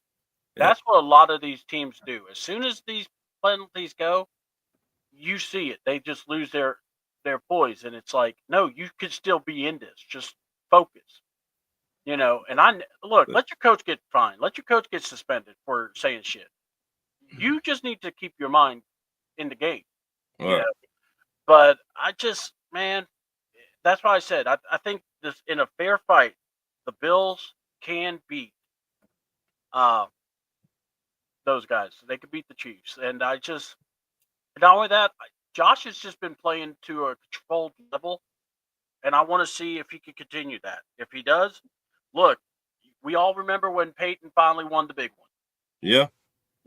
And he had the help he needed, but he also was able to finally win that game. Right. So that's where I'm looking at it, is you need to be that guy. So let's see what else we got here. Well, they are saying about, so apparently the Cowboys may be hiring Brian Schottenheimer, but Yeah. they're still looking at, they're going to try to reach out to Pete Carroll still. And Jacksonville wants to try to interview the offensive coordinator for Tampa Bay again, even though he just signed a 5-year extension. Right. So far with the announcements of jobs and who got where, who is so far impressed, or not impressed, but more of who do you think might be someone you want to watch out for coming up the year? Ron, what say you? I want Aaron Glenn with the Jets. I just hope the owner don't get in the way. You hire a head coach. The man played for you, for Christ's sakes, back in the day. Don't get in the way. Or let this man do his job. Mm-hmm. I think the Jets to be something next year, we be like, oh my God, he got this team going. And also, do he tell the owner, you know what? I don't want Aaron Rodgers. Don't let Aaron Rodgers retire. Let me get a quarterback in the draft or a free agent. But I want Kirk Cousins? Right. That's where I want to finish your next. So I want to see what he would do with the Jets. So yeah. All right. What say you, LaDarius? To me, it's simple. I'm very excited. Ben Johnson to the Bears makes a whole lot of sense because if people look at numbers, and Caleb Williams wasn't terrible if you compare his numbers to Jaden Daniels, but the narrative is different because it kind of felt like people like, would you watch Caleb Williams? Like he's a good, but you need somebody there to kind of get him to that next level. And we saw the job Ben Johnson did with Jared Goff, who's an MVP candidate. Like, so that's all. So he's able to kind of revive Jared Goff's career in that regard. I think how you go about building around him, it's going to be very interesting. But to me, I think, Ron, listen, I think the Jets job is interesting because I want to see the staff that Aaron Glenn brings in offensively. Because I always look at it for defensive coaches, what's the offensive staff you're going to bring? Because I think the whole Aaron Rodgers thing is over. I think Devontae Adams is not going to be what we saw in Week 18 for the Jets. That was the last time we saw Aaron Rodgers and Devontae Adams in a New York Jets uniform. So, yeah, that's going to be Aaron Glenn could turn that around because listen, the Jets had Robert Saleh, a great defensive guy. The only thing they were missing was a quarterback, and they thought everyone thought, Aaron Rodgers is going to be the guy to take us over and he wasn't. So where they go at quarterback, it's going to be, do they try to trade up? Are they in the Shedeur Sanders or Cam? Do they try to attempt to, because they got picks to do it, thanks to the Aaron Rodgers trade, so it's still they have something. It's not a whole, but it could be very interesting in that regard. But like the one job to me that look like as far as the Jacksonville job goes, here's the thing: it's called like Liam Cohn, the offensive coordinator. The reason why he didn't want to go there, nobody wanted to work with Trent Baalke. So guess what Sean Khan did? He fired Trent Baalke because he found out that this is why people don't want to come here. It's the GM. And I've been telling people, I remember the whole Byron Leftwich situation. And Byron Leftwich wanted to come here, but Trent Baalke got in the way. And so, and they got Doug Peterson, and not saying Doug Peterson's a terrible coach, but then they fired him. Yeah. So I think Sean Khan understood that Trent Baalke got in the way of finding Liam Cohen. Yeah, he re-upped and whatever, but listen, Trent Baalke's not there. Listen, if you're Liam Cohen and if you want to be a head coach for Jacksonville, to me, it comes down to Liam Cohen or Robert Saleh. One of those two guys, I feel, will end up being the head coach of the Jacksonville Jaguars because it kind of feels like Liam Cohen's not out of it. But listen, the one I'll just say this and I'll be done. Like the one job, I'll tell people this: listen, the Raiders' job is way better than the Cowboys' job. In terms of openings, that Raiders job is very interesting. They got a GM in place now, and they have a top 5 pick. Listen, I'm not saying like that Saints job and that Cowboys job. Who's that job? Because if you're the Cowboys, you're not going to have a say. It's still Jerry or bust. So if Brian Schottenheimer's the guy, listen, people thinking, did you guys really? I'm gonna tell Cowboy fans. You were never ever going to get Ben Johnson. You were never ever going to get Aaron Glenn. Like, let's be super clear. You were never going to get him because Jerry Jones wants to hire coaches who are to a certain degree subservient to him. So Jerry Jones is the obvious problem. And look at the cap situation. A lot of tough decisions because you paid Dak all the money, you paid CD all the money. Oh yeah, you got to pay that guy named Micah Parsons too. So where do we go from here? Because to be honest, if Jason Garrett couldn't turn around Dak Prescott, and Mike McCarthy couldn't turn around Dak Prescott, I'm going to leave it out there. Do you think Brian Schottenheimer, like I say, his dad, the late great Marty, Brian's a great offensive coordinator, he's a great guy. But this would be the third head coach we're on under Dak Prescott. Yeah. And in terms of like trying to fully, so the fact of the matter is that Raiders job is going to be interesting.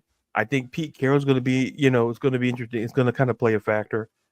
I think Mike McCarthy, a part of me feels he's going to end up getting that Saints job somehow because of, oh, look, I coached Aaron Rodgers. Like, he's the guy in high school who holds on to that one great thing he did and just parlayed it into a career.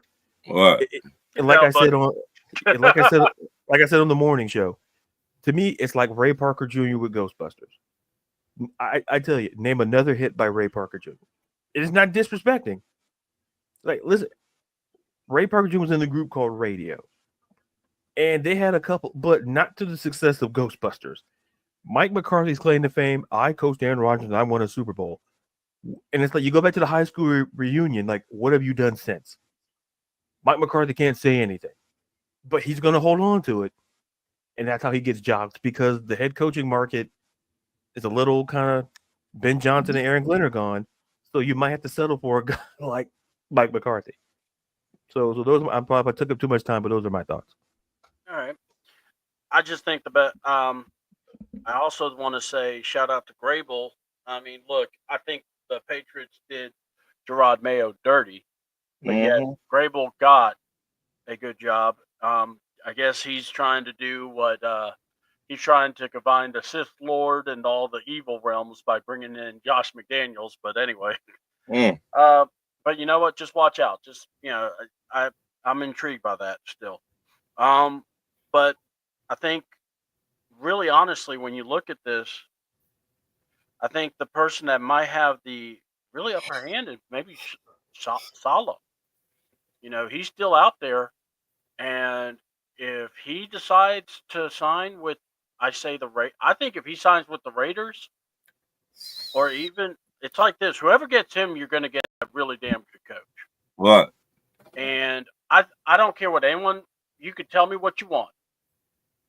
Robert Saleh got scapegoated by Aaron Rodgers. Yeah. Now that Aaron Rodgers ain't going to be around, I think Saleh should have a chance. And look, his defense stands on his own. I would love to see him get another chance, and I would love it to be in Oakland. And we'll see where that goes. That's the guy I'm hoping gets the job. You know what? When it comes to the Cowboys, I don't even care anymore. It's not a joke. It's just they have turned into an afterthought. No. Go ahead. They're a circus. Yeah. And listen, and Jerry Jones is the ringleader. Listen, look at that job. People used to think, I'll put it this way, look at it in college terms. People like when you look at great head coaching openings, like people like back in like Notre Dame and like USC, and then people realize that the USC job was not as great because USC. The point is this: it's the brand that made the Dallas Cowboys. Right. You think, I want to be the head coach of the Dallas Cowboys, but you don't understand that the guy who works in some of that owner's box is going to limit what you can do. And all I heard people say was like, Deion, why would Deion leave Colorado? He's not leaving. If I'm around Deion Sanders, I'm telling him stay at Colorado because at the end of the day, you're cool with Jerry, but listen, you haven't worked for Jerry. Like you played for him, but you haven't worked for him. And listen, and that's two different things. So stay at Colorado where you have a chance to potentially build something great on and off the field with the young men, develop them to be great players and great men and great leaders. Stay at college. Don't go to the NFL because you're not going to be able to do what you think you're going to do. That's why we're talking about Brian Schottenheimer. We're not talking about Robert Saleh. We're not talking. Notice that how like Ben Johnson and Aaron. Notice how we never connected them to Dallas because they saw I'm not going to get there because I'm going to be stuck in a situation where I'm not going to be able to do what I want to do and build the roster the way I want to.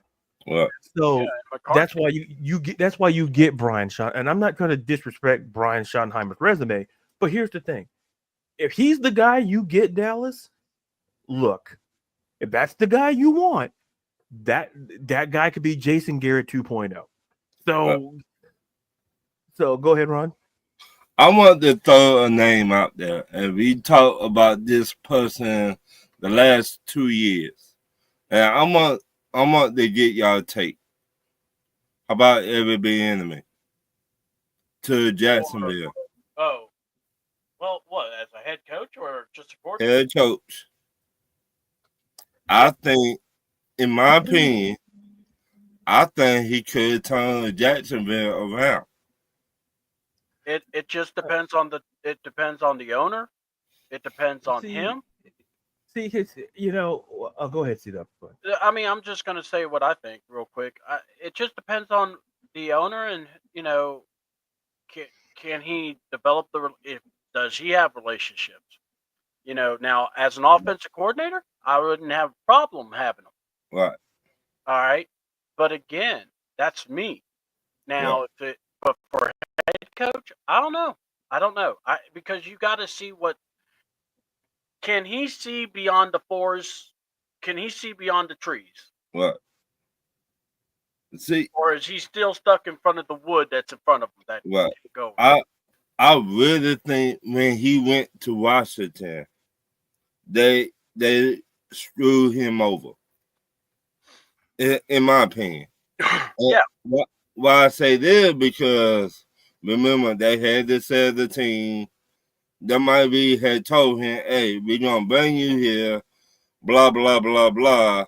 you're going to be the next man in charge to take the job, head coaching job. Well, Magic Johnson then said, "No, player, you got to go." So he out a job. He went to UCLA. We know that was a bad fit for him because UCLA don't got nobody, really. So he was the OC. So it like he looking outside in, and I really think he returned Jacksonville all the way around. He worked with Patrick Mahomes, got 2 Super Bowls. That right there, you work with Patrick Mahomes, so you know how to develop a quarterback. And Jacksonville quarterback need to be developed, in my opinion. But that's all I got. Yeah. All I'm going to say is this to kind of and listen, I respect your opinion very much, but I'm going to stick to where you talked about working with Patrick Mahomes. Matt Nagy worked with Patrick Mahomes. Mm-hmm. Doug Peterson worked with Patrick. Now, Doug Peterson got a Super Bowl ring. Mm-hmm. But Doug Peterson been fired twice in this league, and Matt Nagy got fired from Chicago. Mm-hmm. My point is, it's the same. Listen, when we look at great coaches, just because you work under them, there's potential for you to be great as a head coach. Like the Bill Belichick tree, like who's the most successful coach from that tree in terms of coaching? Because Romeo Crennel was a head coach for the Texans and for the Chiefs. Right. Eric Mangini was the head coach of the Browns and the Jets. Right. You could say Vrabel's the most successful. Right. But that's my point. Yeah, I think out of all those coaches you just named, and there's more. Look, he had Gerard Mayo, and you know, New England said, "Hey, we're going to get rid of you," which I think I'm not going to get into that because I could go on an hour on that. How pissed I'm about that. Right, but me too. Not because they fired him, but the way they went about it. Right. That's the way you do. I don't mind if you got fired. Okay, I may disagree with it, but there's better ways to do it. Right. But my point is going to your Bieniemy point. My biggest issue is he's been around long enough, and we've seen guys like Norv Turner was offensive coordinator for years. Somehow Norv Turner ended up coaching the Raiders, Washington, and he ended up coaching the Chargers. Mm-hmm. And I'm thinking, well, if we're like, because listen, he won Super Bowl. He was the offensive coordinator of the Dallas Cowboys back in the 90s. So he parlayed that. He got 3 jobs, head coaching jobs. With Bieniemy, there has to be something deeper that we simply don't know about. Because here's the thing. I don't think it's a race thing. I don't think it's something that, because it's not about him not calling plays, because listen, Andy Reid calls the plays. So it's not that, because like I said, Matt Nagy got a job, Doug Peterson got a job. So working with Patrick Mahomes get you. It's, to me, people said like with Peyton Manning. Hey, Adam Gase worked with Peyton Manning, and he went to the Jets, and sweet Jesus, it was awful. It was awful. Don't ever forget the most. He had the most craziest. This man, like, he took mushrooms before he went to that press conference. But he took something. But my point, Ron, is this: I'm not saying Eric Bieniemy he's a great offensive coordinator. But we have to look at it this way. We're not privy to those interviews. What? Because here's the thing. As we all know, there's a difference between coordinating and being a head coach. True. But what kind of, we don't know the type of plan that Bieniemy presents to these teams. Hey, how are you going to help our franchise? Because to me, what wins and lose you a job, you can have all the great resume you want to, but you can flounder an interview. You could be terrible at interview and have you can have a better resume if there's 5 people in the room and you have the best resume in the bunch, but you in the interview, not great. But with Bieniemy, but here's why he's not getting a look. Because to me, if we don't give Bieniemy, Byron Leftwich should get a look, because Byron Leftwich won a Super Bowl II as the Bucs offensive coordinator. And he was just a Jaguars head coaching candidate a couple of seasons ago. What? The problem I think, Ron, is this. If I think it's either the interview process or people look at your resume and is it good enough? Because at the end of the day, Eric Bieniemy's problem is that he never should have went to UCLA. He never should have went to UCLA. And so had he just stayed away from UCLA, stay away, I could say, and then found a job in the NFL, because somebody would have, Kansas City probably would have hired him back had he just stayed away from the NFL. But the problem is the whole thing with Washington, I don't think it had to do with the ownership group. It's just about, the point is that when new people are coming in, it's going to be hard to keep your job anyway. Because if you work in a company, it's like, if new people come in, well, they didn't hire you, so that happens in business all the time. So I think, go ahead. Me personally, I think, and we don't talk about this much, I think racists play a big part in the NFL. It does. I'm not saying it. I'm not saying it does, or I'm saying it doesn't play a role. But here's the thing. But we have to look at it that we've seen a lot of minority coaches get hired outside of, and so whatever. I think sometimes the issue could be the person themselves. Because here's the thing. Robert Saleh got this job. He was 49ers defensive coordinator, parlayed it to the Jets job, and the Jets fired him because the Jets are a terrible organization, and they put all their eggs with Aaron Rodgers. Aaron Rodgers is terrible, and we saw like the impact of Robert Saleh not being in the building. There's the bigger issue for me, Ron, is I think the question is, does Eric Bieniemy still want to be a head coach anymore? Like, does he want to? Does he want to be? Because here's the thing. The whole thing with Gerard Mayo, what angered me is that Robert Kraft was so hell-bent on just getting rid of Bill Belichick. He put in a guy in Gerard Mayo who he knew was not ready to be a head coach. Hell of a player, hell of a linebacker. Worked under Belichick for a while. But once again, working under Belichick, working under great coaches doesn't mean you'll be a great head coach. What happens is, I want to finish the point. But the point is, Ron, is that I'm not saying racism doesn't exist. I'm just saying there could be other factors. Because listen, I can make a case that like Steve Wilkes was fired after one season for Arizona. Ray Rhodes back in the day was fired after one season with the Philadelphia Eagles. I could make cases for minority coaches being fired after 1-2 seasons. So I could make, there's a case to be made. But when it comes to the case of Eric Bieniemy, there has to be something deeper, because literally everyone who's worked under Andy Reid has become a head coach. John Harbaugh became when he was in Philly. We saw Sean McDermott. He's coaching Buffalo now. When you're looking at, like I said, Matt Nagy, we're looking at Doug Peterson. We're looking at these dudes, and it's like, why is not Eric Bieniemy getting a look? And initially, I felt the way you did. Maybe race. Go ahead. What I seen, we Falcons fan, what I seen Buddy play a big part in the NFL. It played a part with us, Atlanta Falcons, with Jeff, our defensive coordinator, in my opinion. That I really feel like Raheem was like, you know what, I finna interview them, but I already know I finna give the job to Jeff. And that very well. But listen, you know what I call it? Doing his due diligence. And the thing is, my whole point is this, to circle back to Bieniemy, because I think that's the core of the conversation. Eric Bieniemy should have been a head coach by now, because everybody under Andy Reid seems to get a job. Everybody under Belichick seemed to got a job. Listen, I'll tell you right now, I even mentioned Charlie Weiss, who went to Notre Dame and was awful. Like, listen, let me tell you what Notre Dame did. Notre Dame fired Tyrone Willingham after going 6-6. They hired Charlie Weiss to go to college.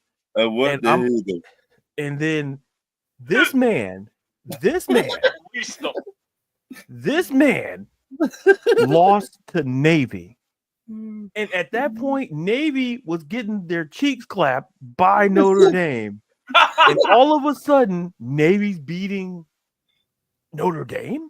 They went 3-9. But did Notre Dame fire him? No. Because they had to pay this man the buyout. My point is this.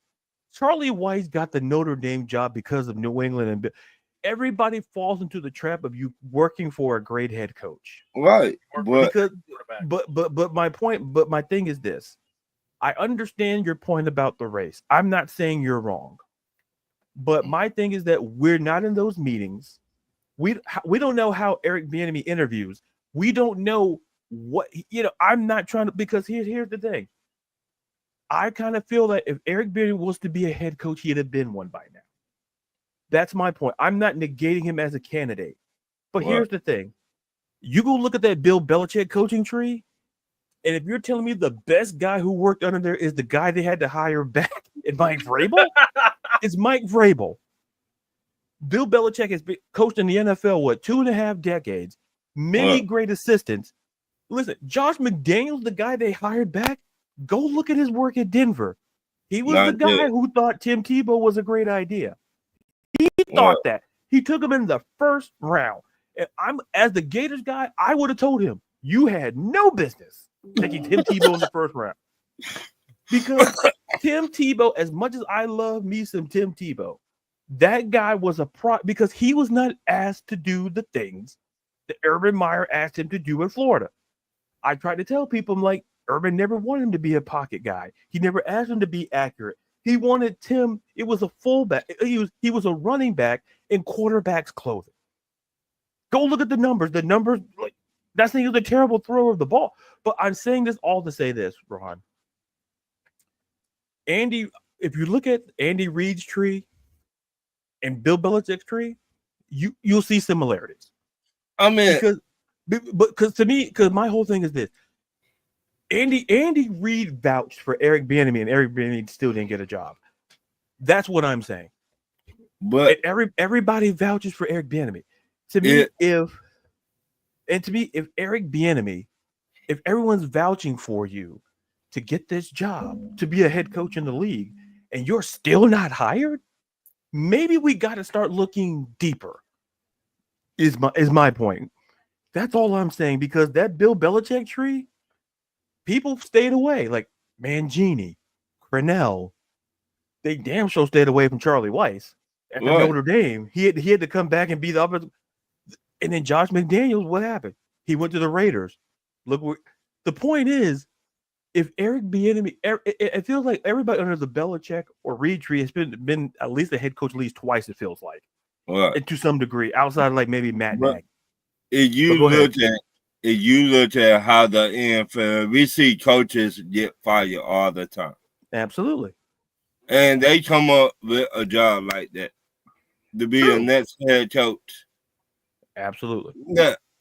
In my opinion, I've been watching football since I was 9 years old. I'm 42 right now. Okay. And I always thought who you know in the NFL, not what you know in the NFL. Because if you look at all the people that not a good head coach get fired, but go somewhere else, be a head coach. How you got fired from over here, but you go over here get another head coaching job? Then let me know who you know, not what you know. Well, the only counterpoint I'll argue is this. That to a certain extent is true, but here's where I push back. Yeah. At some point, and it circles back to Bieniemy, by your logic, my question is, why isn't Eric Bieniemy, has he been hired? Because literally everybody else has been hired. I just think, me personally, I just think nobody looking at them like that. The thing is that may be true, but he's gotten interviews. Right. We got to start looking, because here's the thing. I'll give you another example. Lovie Smith. Lovie Smith is an example. Lovie Smith did a great job with the Chicago Bears. They fired him. Yeah. Right. He got a second chance and went to Tampa Bay. Didn't work out in Tampa Bay, and they fired him. Right. And then he went to college. He coached at Illinois, and then Illinois said, "Yeah, no, didn't work out there." Then he coached the Texans. Right. And so my whole point is, Ron, is that it's the who you know, what you know. But listen, in the world of business, sometimes personal relationships can get in the way of success. My point is that if Andy Reid vouched for him, if Patrick, all these dudes are vouching for Eric Bieniemy, maybe my whole thing is this: it's not personal. I don't think it's a race issue. It's maybe owners, like when Eric Bieniemy was asked, like, how would you form a team? Because here's the thing, like you look at the guys like Aaron Glenn, basically probably went to the Jets and said, "This is what I'm going to do to turn around the Jets." Right. They saw the job he did for Detroit, like the defense. So we're sticking with the defensive guy, and they're going to be like, "Hey, you just got to hire." He maybe said in that meeting, "These are the guys I want to bring from an offensive standpoint to make this team better." Right. The question is, did Eric Bieniemy have a plan when he went into those interviews? Because, like I say, you can have the greatest resume of all time, but people are absolutely terrible at interviews. And I'm not saying that's fair, because that's life. Some people are better test takers than others. Doesn't mean you're stupid. Doesn't mean you're dumb. It's just that when it comes to putting your knowledge on a test, you're not great, and that's fine. Right. But my point is that Eric Bieniemy has been around the NFL long enough. Like, here's the thing: the Texans hired David Culley to be their head coach, and he was the receivers coach, I believe, for the Ravens. I forgot whether the Ravens or the Chiefs or something. He got a job. For what people may say, oh, it was just a hired, whatever. But the point is, it just, to me, with Eric Bieniemy, I'm not pushing back at the idea of Eric Bieniemy being a head coach. All I'm saying is that before we assume one thing, let's examine other reasons. Because to me, the worst thing Eric Bieniemy ever did was go to UCLA to try to help Deshaun Foster. Right. Because UCLA was never going to be a top 10. They were never going to be a top 100 offense. And by the way, there's like 125 division. So Yeah. So this team was triple digits in offense. Right. And so sometimes it's like this. It's like how some movies can, like, there's some movies that have ended actors and actresses' careers. Right. And then they're never the same. With Eric Bieniemy, to me, and that happens in coaching. You like Adam Gase went to the Jets. I don't think he got another job since, because he was that bad. Because they're like, because he worked for Peyton Manning. Oh, great. He goes to the Jets, and it's like Keystone Cops over there. It felt like it borderline on Keystone Cops and Benny Hill sort of stuff. Right. Like just run that, just run that back at the Adam Gase Jets. It's like people making mistakes, and but to put a button on my point, Eric Bieniemy is a great offensive mind, but my concern is he a great interview? Because at the end of the day, like, as much as like Aaron Glenn and like they had to interview, sometimes Eric Bieniemy maybe didn't get that second interview for a reason, and it's not because of race. It's because they look at him and they go, maybe, and there's some stuff in his past. If you want to go on Google that maybe is holding him back, whether that's fair or not. I mean, all I did trying to say is I would take a chance on him before I take a chance on Raheem. Okay, so let me ask you this. So let's just say in another board, and I know I apologize to CDouble for hijacking it. I apologize. It's all good. Go ahead. So I'll go. So if Raheem was fired tomorrow, and I said we could get Byron Leftwich, or we could get Eric Bieniemy, who do you think people would want and why? Well, I think that would want Byron Leftwich. And why? That's my point. My point is that it's nothing personal against Eric Bieniemy. It's just that everybody under, like I said, under the Andy Reid and Belichick tree, feel they had at least twice, in some cases multiple times, more than that, to be a head coach. It's just that Byron Leftwich should have been the head coach of the Jacksonville Jaguars. What? But Trent Baalke was the problem. What? And Now he's not in the picture no more. Yeah. So that's the same thing. Liam Cohen, the offensive coordinator, is like, oh wait, Trent's gone. Oh, okay, maybe I want the job after all. What? Because see, here's the thing. It's all about it was leverage. So if Tampa Bay really wants to keep Liam Cohen, they're gonna have to come out even more out of the pocket to get it. And to me, people, I don't fault it. Hey, capitalism. Hey, like the words of Gordon Gekko, greed in every sense of the word is good. That's what Gordon Gekko said. Like, hey, if Liam Cole wants to get that money, like he says, oh, Tampa Bay, you give me what? How much a year to be the high trade offense coordinator? Cool. Jacksonville gave me this. So if you're not going to give me this, well, I'm just going to go across the street there, proverbially, and go to Jacksonville. To me, it's about leverage. And the thing is, Byron Leftwich could have done it, but Trent Baalke got in the way, and Shad Khan finally realized, maybe that's why we had to end up hiring Doug Peterson and maybe not Byron Leftwich, because of Trent Baalke.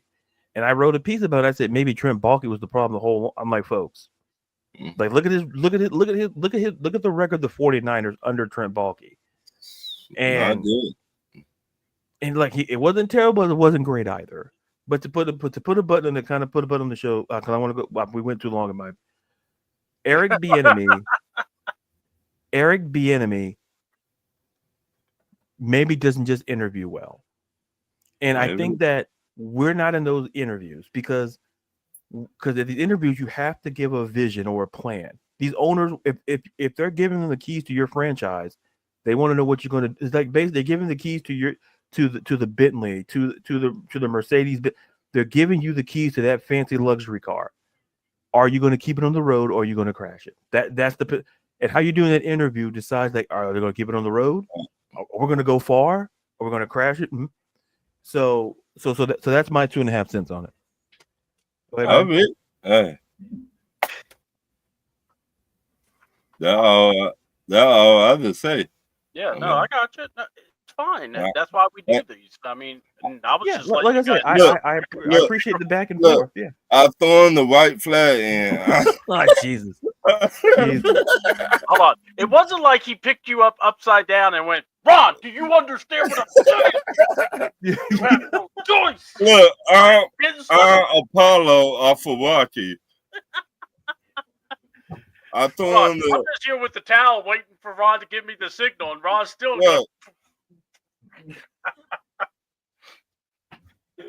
What's up?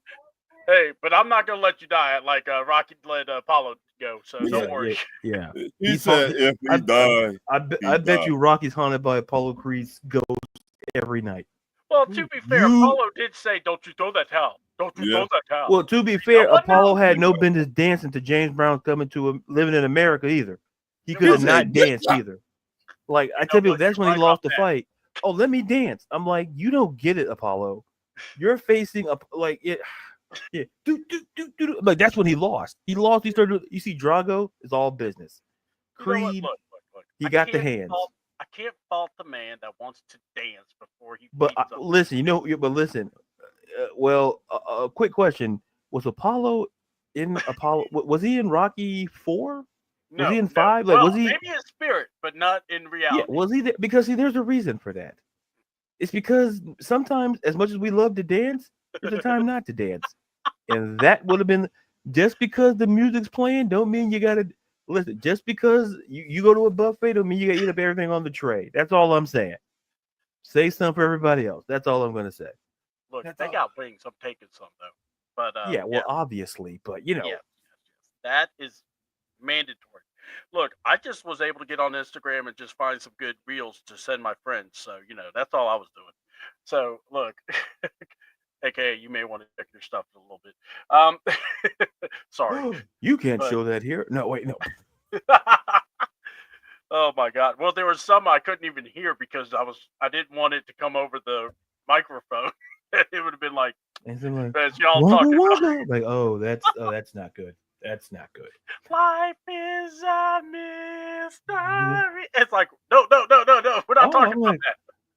when you call my My name, name. it's like yeah, you could have put yeah. Ron just ran away. He's like, these guys lost their minds. Ron's like, I gotta go.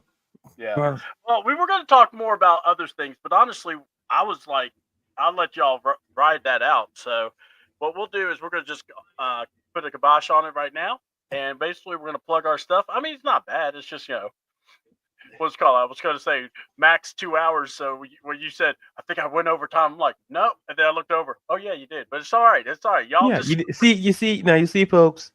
See, when people said Penta went overtime, he did it because they're on Netflix. Whoa. By the way, the whole Penta thing. Go on my timeline or go to YouTube. Look up Penta backstage, like LaDarius was saying. Not one person mentioned the whole overtime. It's on Netflix. If you listen to the interview that that Triple H gave, he said 2.5 hours feels right. Yeah. And so I'm sorry. So when that show ends, Cedar, we watch it together? Wasn't it about 2.5 hours? Yeah. It was on point. It was like 2.5 hours and 35 minutes. But yeah. Because how do I know? Because we were watching it the whole time. So that's how I know. It's like, oh, and they said thanks for watching. I'm like, well, what happened? I'm like, Netflix said they said, listen, hey, you want the after show? Yeah, go on YouTube for that. We don't. YouTube said we got more live stuff to talk about. The Pentagon, man, Penta was awesome. That whole thing with Penta was great. Yeah. And, unlike AEW, but anyway. We never mentioned AEW. Listen, listen. On Tuesday's show, we're not going to mention AEW, so you can stick around a little bit longer. We don't want fans to feel depressed afterwards because what was it? They're like, oh, they're restoring the field, and I'm like, man, they should have just restored the money that you spent on bringing these guys in. Anyway, but like I said, we'll probably do this maybe every 2 weeks or so.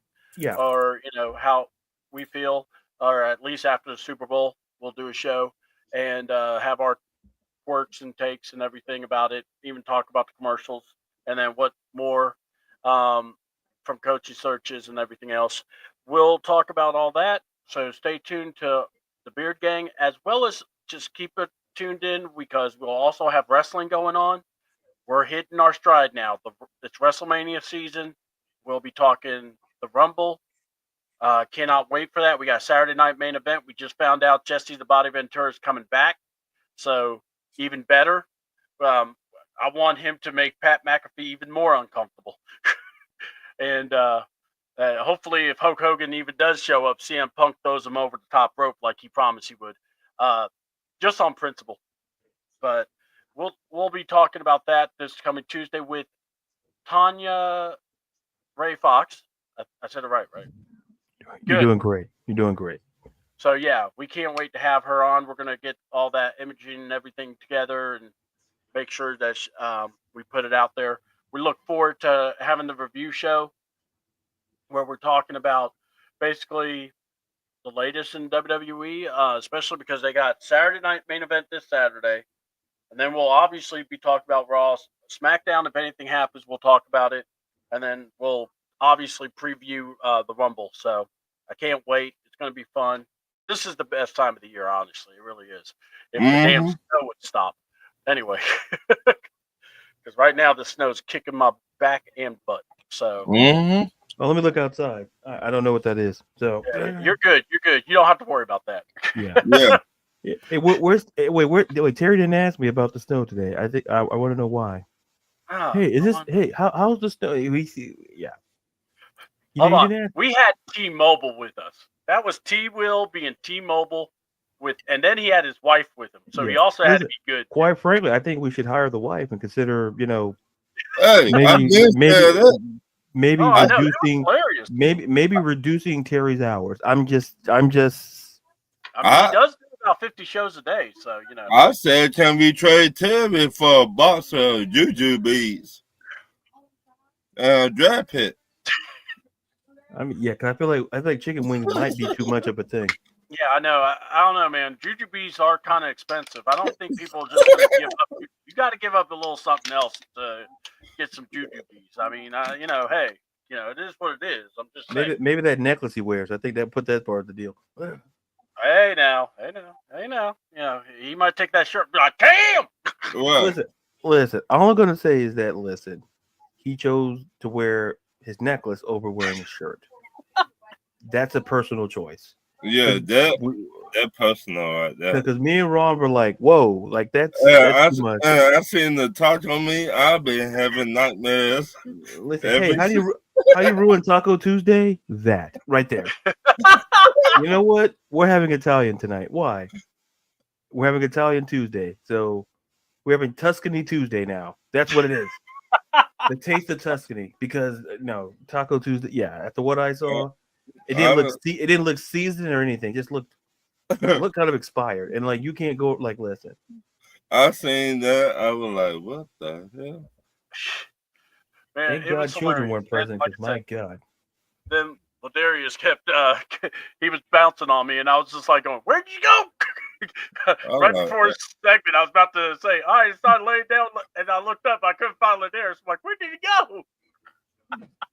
I got kicked off by probably people in the Baltimore area for the comments that I said on the morning show. So, oh God, that was hey, by the way, I love you, Baltimore. The Wire is a great show, but I meant what I said earlier. Oh Lord, did you ever?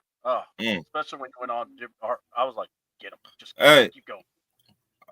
I with you. I've been saying he got the go too. Yeah. My thing is, I'm with y'all too because if you're going to say Harbaugh, or if you're going to say Lamar can't do it, well, you need to look at Lamar or look at Harbaugh.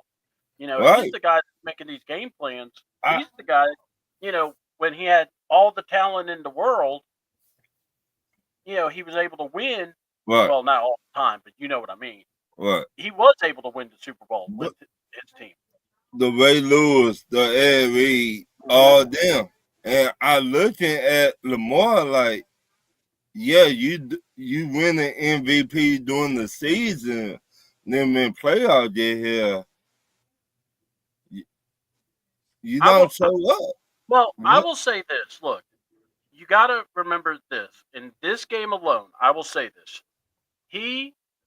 Yes, he did have his mistakes. I'm not saying he didn't. Right. And that was in the first half. Right. But after that, he cut it.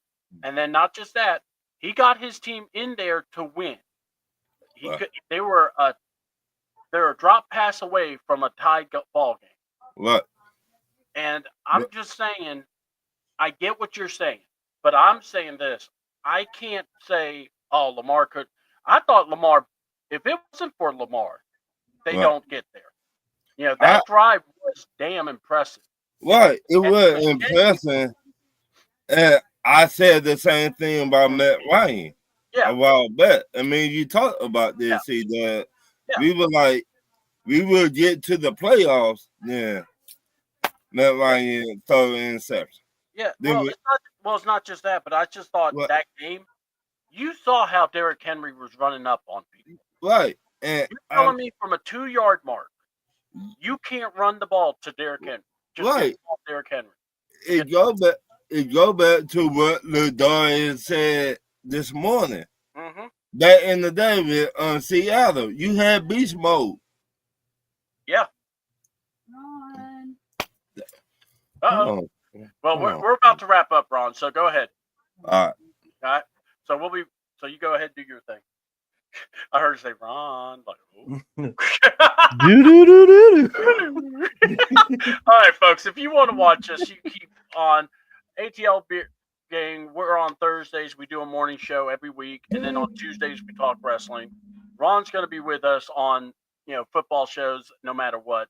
For my ATL Sports 1, we want to thank Terry because he does a lot of good stuff with us. We do our morning shows with him. So, but we're still on the show. So we got to pivot.